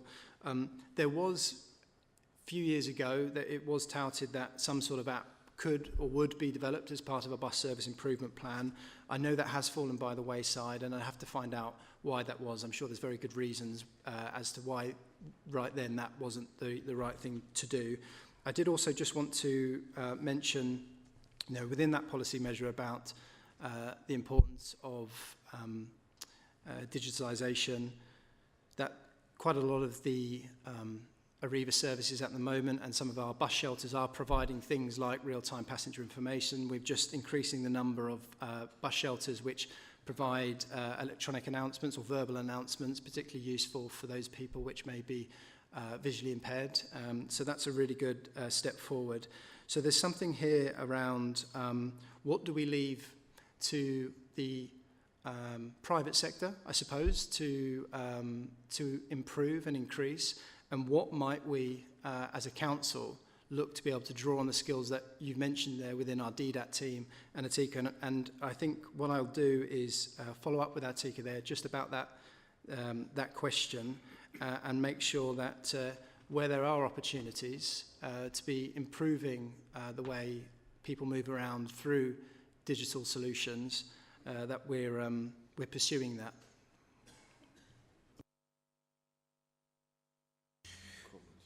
That's fine. Councillor Bacon, do you have a question? Yeah, just a quick one. What would happen if, for example, where you've got on your key risks, number 15, you've said that the document was developed in the absence of the guidance before it was sort of published, because you're expecting it to be published at the end of the year. What would happen in the event that when it's published, it's totally different from what your expectations are? Because quite often we find that we expect something, but we get something else in the end. So how would that alter the plans here? Thanks, that's a really good question. I think from my perspective, and it may be I defer to Steve, who might be closer to some of that confidential guidance at the moment, which hasn't been shared with local authorities. But the steer that we've had, and I've personally had from the Department for Transport and the civil servants working in this space, and actually been part of the development of this plan, has been that we are producing it along exactly some of the right lines they would expect. And to be a bit clearer here, there was some guidance which wasn't formal and wasn't published, but the Department of Transport had shared some early thinking around this, I suppose is what I'm saying. And I was part of those calls, so much so that we were shared a slide deck about the new guidance that, as I mentioned previously, has been promised to us for a couple of years. And having the benefit of steer and some of their insights, who are slightly closer to the Department of Transport, we are very, I think we are positive that the plan has been developed in a way which is consistent with the guidance that will hopefully be with us in the coming months. The risk about producing this plan without that guidance, or in a scenario where the guidance comes out and it sort of takes us in a direction that perhaps we hadn't quite thought of. I think first thing to say is that is extremely unlikely, on the basis that whatever the party is currently in control, it's fair to say that there hasn't been a lot of huge change in terms of the importance of net zero, the importance of sustainable transport, the importance of placemaking. So we're very confident that with a new administration, we don't expect any of that guidance to change radically. And the other thing I just wanted to mention, and then I'll pass to Steve if there's some insights that he can share, is almost irrespective of that guidance, the council needs a plan. The council needs a local transport plan which is up to date, which responds to the changes that we've seen in COVID, and make sure that we have this document as a way of unlocking funding and accessing funding. And that's what's so key about this, is having something ready there which signals to the Department of Transport that this town has a plan for the next 15 years in terms of how it wants to invest across the transport system and the individual networks. That's proved really positive for us with our EV strategy. We secured money for EV. Our local cycling and walking infrastructure plan, we're securing money through Active Travel England. So irrespective of any changes, it's important that we produce and adopt this plan following consultation. Steve, is there anything that you wanted to add? Or okay, hopefully that answers your question. Yeah, it does, and it gives me a lot of confidence. Thank you. Councillor Taylor, do you have a question? Yes, it's about the modal shift and the use of car clubs, which seems to have disappeared, although there is a couple of cars down on Collingwood Street. But there's a lot of money, and we talk about finance in Section 106 agreements for car clubs. It's a couple of £100,000, I believe, and growing. So when are you going to utilise that money from the car clubs, please? Thank you, Councillor. An officer in my team, Joshua O'Donnell, is leading on that project now with car clubs. He's working very closely with the officer responsible for managing the Section 106 contributions that we recognise have sat there and need investing. He's currently working with both our procurement officers to go out to tender to look at potentially up to 6 sites for a car club, and that will be funded through the Section 106 monies that you refer to. It has required some liaison with some of the car club providers to make sure that we've done our market research before going out to tender, and do recognise that we really need to accelerate that now, both because there's an absence of a car club in Luton, but also the role a car club would play, and particularly some of those developments which are car light or car free. We have to be giving an offer to those residents who are in those particular developments. So an update on that is we're at the final stages of going out to tender. It's in my service plan to be delivered this year, which was agreed back in March earlier this year, and we have had extensive discussions with hopefully a supplier provider, not prejudging the tender, who can help to deliver a solution which is overdue now due to those Section 106 fees. That, Chair, it'd be useful to have the cars available because we allow developers to provide no parking in town centre developments, provided they make a contribution to the car club. It's certainly useful for me because I just renewed my driving licence. I'd love to see a car club in Vicarage Street. There's plenty of room. Thank you. Thank you. We now move over to comments. Councillor Keynes. Thank you. It's a very interesting report. This is the first time I've actually ever seen this in full. I'm not on OSB normally, so I'm assuming it only goes to them. What I am interested in is I'm supposed to be a representative of this council and my party on a public transport committee, which has never met since May that I know of, and I've even tried to find out what it actually does, and nobody will answer me. Can we get some sort of meeting? I've got another comment in a minute if you want to answer that. Just if I may, Chair, to come back on that point, it may be, it may not be, the enhanced partnership you're referring to. I'm not quite sure what the public transport... the enhanced partnership, which generally would be between public transport operators and sort of senior officers at the council. But what, yeah, I'm not sure that the answer is I don't know without speaking to Steve Lane, Head of Public Transport, but I can find out for you and understand what that group may have been set up to do. I said that. I contacted Steve Lane and he knew nothing about it. Right, my other comment is North Herts development. The transport policy for that is a bit worrying. It affects my ward and Councillor Bridgen's ward. We went to a Bloor consultative meeting a couple of weeks ago. I think, Nigel, you went as well, didn't you? Anyway, he didn't. There was nobody there from Luton. And when I tried to find out who was dealing with the transport policy in highways, they didn't know. They actually gave me the name of Sue Frost, who I believe retired about 2 months ago.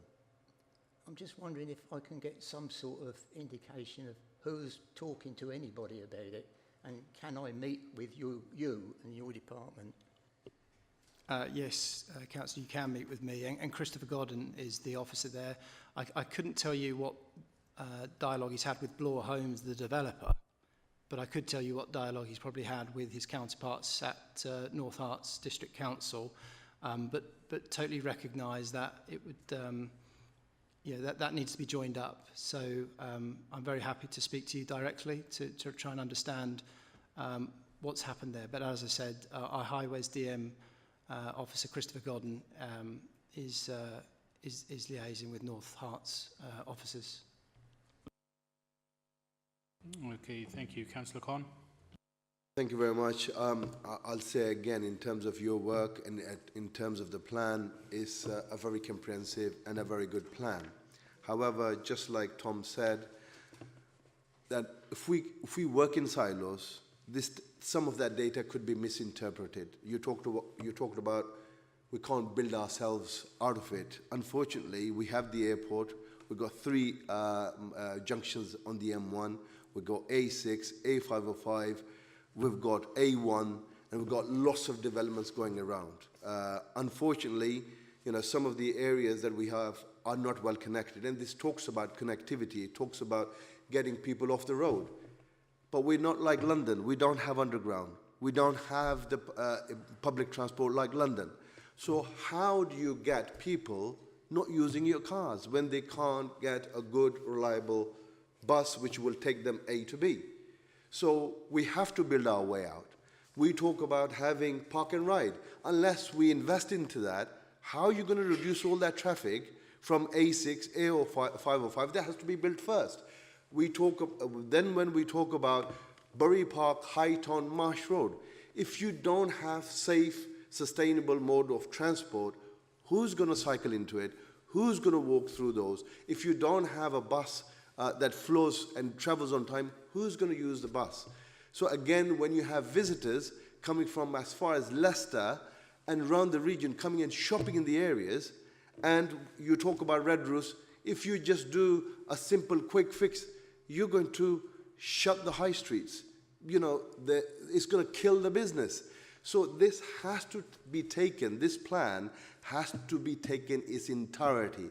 That's why I come back to, if it's not costed, if it's not projected, then we could be leading into a disaster. Instead of making improvements, we could be, going in the wrong direction. That's why my strong recommendation would be that this is thought through properly, is costed properly, and is implemented logically and sincerely, rather than doing a quick fix. Because a lot of effort has put into this, but I think there's a lot of pieces in the jigsaw puzzle missing. And I would suggest wherever the red roofs are planned, a proper impact study assessment has to be made before officers go away and start painting the roads. That's what my concern. Councillor Franks. Yeah, I just want to raise 3 issues on which the proposed plan doesn't actually give me reassurance. The first is one where I guess the council has limited ability to deal with it, and that's the bus services. Every single major town in Britain has a bus service which is massively dominated by one of the big 3 companies. In our case, it's Arriva. I know they haven't got a monopoly, but it's not far short of. And our particular bus company, I guess we have a slight disadvantage insofar as it's government-owned, sadly not by the British government. Okay, it's an area where you have limited ability, I guess. Where I think the council does have some ability is on speed limits. The speed limit policy in Luton is a mess. I could give you a dozen examples. One I've just picked up is Birdsfoot Lane. It's a road which is less than a mile long. You drive along the whole length of Birdsfoot Lane and you get 6 changes of speed limit. Absolutely mad. I know they'll tell me it's because there are 2 schools. Yeah, sure there are 2 schools. So why does the little tiny bit between Icknield Primary School and the co-op have to be 30 miles an hour when the bits on both sides of it are 20 miles an hour? 6 changes of speed limit on one road in less than a mile is absolute lunacy.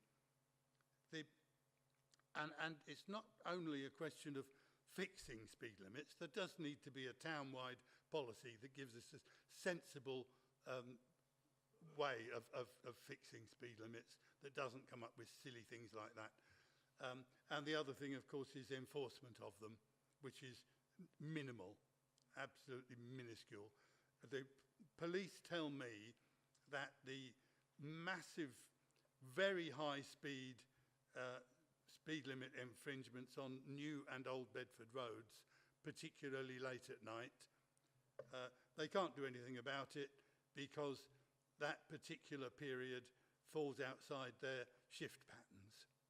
Do they really want me to tell my constituents who complain to me regularly that the police shift patterns are preventing them from dealing with very high speeding on new and old Bedford roads late at night?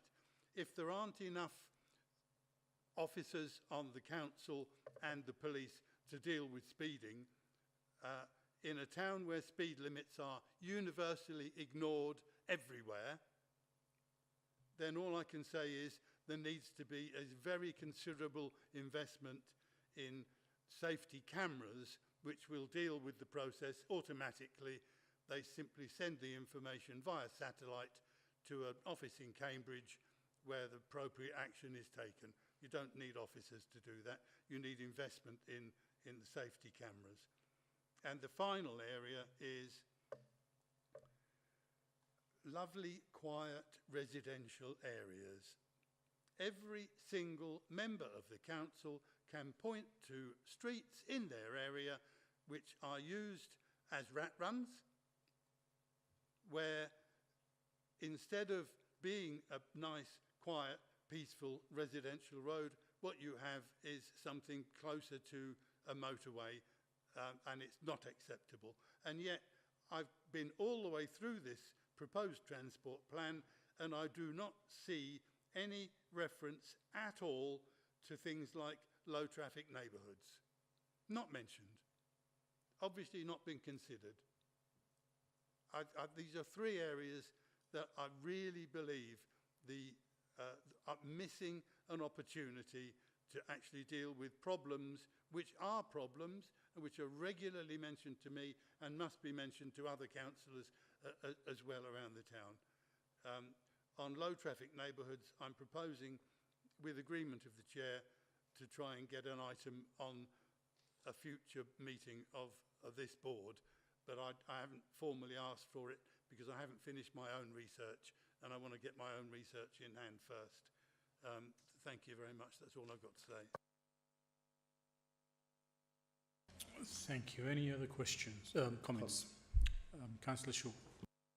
I agree with a lot of Councillor Franks has said, but I think we need to go a little bit further. The one thing, to me, is utter stupidity that we put a cycle lane there on Leagrave Road and then allow it to be blocked from all the cars from all the garages along Leagrave Road. And it's just a nonsense. So what I would like to do is a full council approach. There's no sense in us putting enforcement in place if we're not going to enforce what we put there. I do agree. I mean, my ward and Councillor Aslam's ward probably suffers more than anyone else when the speeders come out of Chorley Lane and race down to the Tesco's roundabout, even though there's 30-mile-an-hour cameras on part of it, and then race back up to Chorley Lane and time themselves at 1 in the morning, seeing how fast they can do it. But the police, again, are too busy elsewhere to do anything about it. Every resident round Chorley can see it, every resident round the Poets can see it, but the police can't see it. To me, that is just the police. Well, you know my view of the police anyway. But it's got to be an old council approach. There's no good you putting new restrictions in place if we're not going to be able to enforce them restrictions. The restrictions we've got now, I think we need a report back on how we can improve enforcement on those restrictions. And Councillor Franks is right, on that bus lane on Leagrave Road, you could put a camera there what could register 200 yards of that cycle lane. to see what was going on. I'm not sure whether you can use cameras for static enforcement, but we've got plenty of officers we could use for that static enforcement. And it's causing everyone's life a misery. The green neighbourhoods, not low speed neighbourhoods, the green neighbourhoods has got to be an ambition of every council in the country, and I believe us as a council need that green neighbourhood. We need green neighbourhoods everywhere. And one of the ways to do it is take Bradley Road in my own ward. You will have amazing problems trying to get up and down Bradley Road, but if we grew up as a council and put a 1 metre line on the footpath so that cars could go up onto that 1 metre and strengthen the footpath, it would make life a lot easier. But as far as I'm concerned, the older part of the town has been built with 2-bedroom, 3-bedroom houses in it. Years ago, you'd only have 1 car with that family. Nowadays, you've got 2 and 3 cars with those families. I disagree with part of what Councillor Aslam said over the red routes. I believe the consultation on the red routes on Lucy Road is people are shouting and screaming, we want this and we want it now. And that's how they want that urgently. You know, the red route elsewhere in the town is in a consultation period. I'm just wondering why it's taking so long to put the Lucy Road red route in, when I don't think there's been one objection off anybody against it. It's about an old council approach. Unless we can enforce, there's no sense in putting the other stuff in. And a report should come back.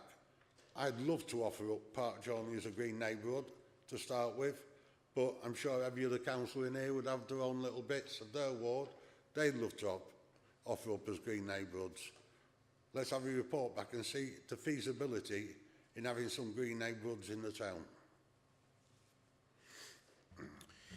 Okay, thank no, you. Farley can't have one. Just tell me Farley can't have one before shortly. Just a very quick comment. I don't want to drag it on. I think one of the things that really to be forgotten, whether it's a consultation on red routes or anything else, is never listening to the opinion of residents. People that live and suffer from that do want those things to be done. You know, I live in sort of just off Dallas. I know on a football day matches, I can't get into my road, right? That is how bad it is, those people that live in this. Nobody, none of the elected members, the people that are shouting most, none of the bloody sods are living in the area. The people that live in the area are suffering 24 hours a day where they cannot even get to their houses. And that needs to be taken into account. Before elected members start shouting their out, go and ask the people living there what is their opinion. And then you'll find out the truth. Thank you. I think there's, in terms of what the recommendation is, it's to provide feedback. Angela, if we take, in terms of what Councillor Khan, Councillor Franks and Councillor Shaw have said, that kind of like summarizes all of the viewpoints. So the viewpoints are that we need a uniform strategy when it comes to traffic management. Uniform whole council. A full council strategy on traffic management, traffic enforcement and road safety. Going on to, we're going to come on to the works program, so I'll cover the next bit off on there because there's a couple of recommendations here that we bring traffic management and traffic enforcement into the agenda items, but I'll cover that off in the next bit. Let's get this item over and done with. So in addition to the recommendations that I've just mentioned, it is that the Overview and Scrutiny Board is requested to provide feedback on the draft Local Transport Plan 5 and draft Integrated Impact Assessment appended to the Executive Report attached Appendix A ahead of planned consultation and prior to consideration by the Executive on the 3rd of November 2025. Are we all in agreement with that? Okay, thank you. That's done. Thank you very much, all the officers involved. We now move over to the OSB work programme 25-26. Now, in terms of the work programme, we've got 17th of November, which has adult learning and tackling retail crime. In terms of the 14th of January meeting, that, to be honest, looks quite a lot, considering we've only taken 3 agenda items here, and we've spent nearly 2.5 hours on it. Can I have members' views if there's anything that you think we can move forward, and how we fit in the traffic management and traffic enforcement that you guys want to bring in? Councillor Shaw. Yeah, I would like somewhere on the agenda in the very near future if we can. You know, we've all been talking about devolution and how it's going to affect the council and everything else. But the real title of that bill is the Devolution and Communities Bill.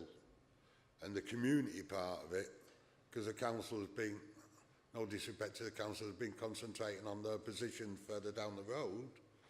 My view is we need a long discussion. In the last few days, Bournemouth has made its decisions already on how they're going to deal with stuff.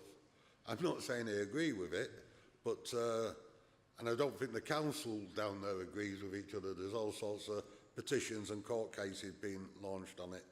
But I'd have thought we've got the social inclusion unit or social justice unit. They should be looking and talking to us now about how we're going to move forward in the future. Because I don't believe, like Bournemouth has done one model fits all, I don't believe that's going to work in Luton. I believe there's going to be half a dozen different models in Luton. And the longer we just concentrate on that, the first part, the devolution part, and not on the communities part, the more chance we've got of making a mess of the communities part. I would have thought if we, as a council, we could have come out with a united voice after consultation with the people in Luton to find out what they actually want. Because at the moment, it's just one department of the council guessing what they want and no one's coming back. And apart from one part of the town, no discussions have taken place at all. And that part of the town is going for community council. I'm not sure that will suit the rest of the town.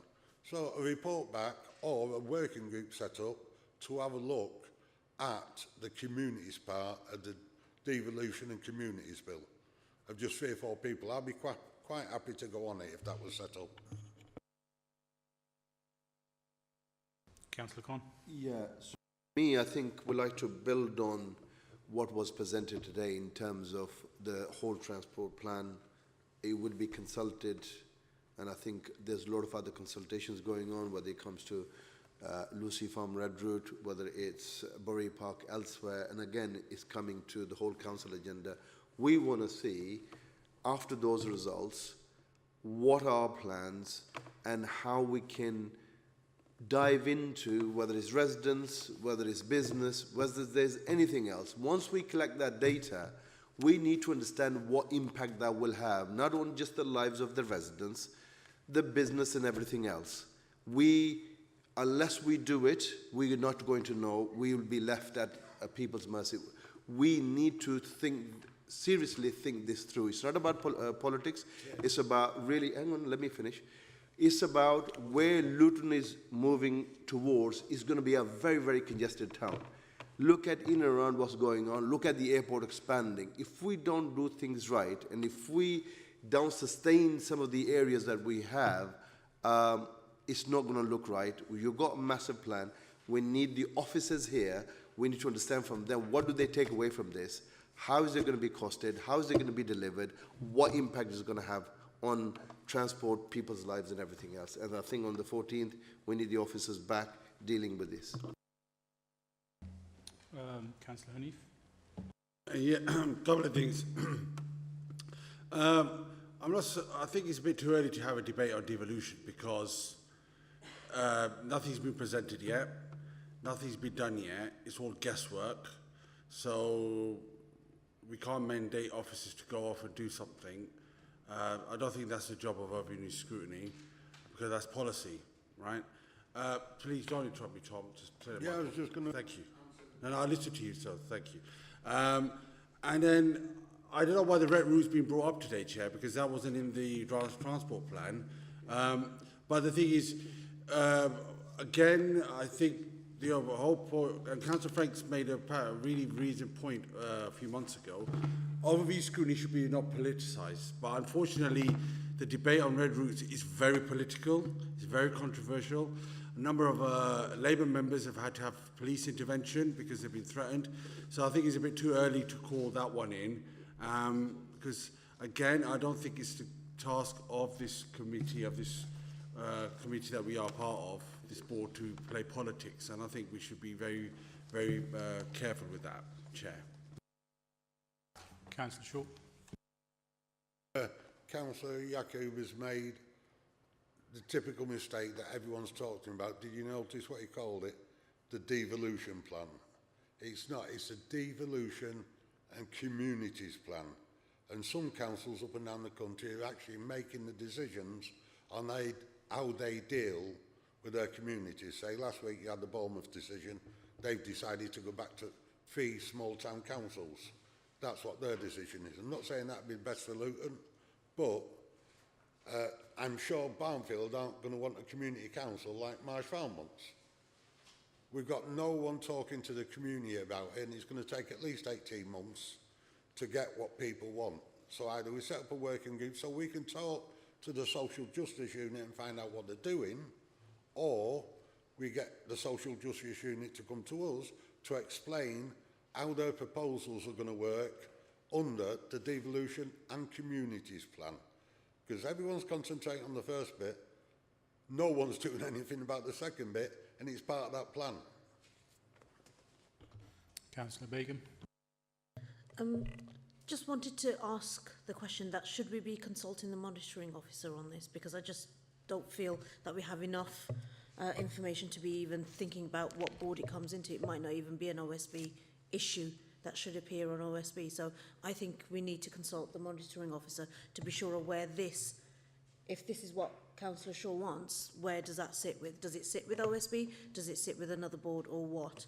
So I think the thing that you were trying to do is just go over the work plan, and I think we should just carry on and go on with the work plan and decide what's on there, what we want back and what we don't want back.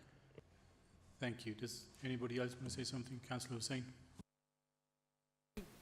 Understanding this is some of the proposal from the government on devolution bill, and that really talking about, you know, where we, I mean, the council, some of the councils have already done that. In the time we're talking about what Bournemouth has done, whether it's suitable for us or not. But if we aren't looking at some sort of devolution in that, then we need to look at that. There's nothing to do with the monitoring officer or anybody else. It is for us to decide what we want to look at. Nobody else tells us what to do. Right? So that OSB is overall body of all the scrutiny committee, and it can then look at whatever issue that is relevant to that particular time. And if that is something that we need to look at before the officers come up with some proposal which we have played no part, had nothing to do with it, and all of a sudden we are given some sort of proposal that members have made no contribution to.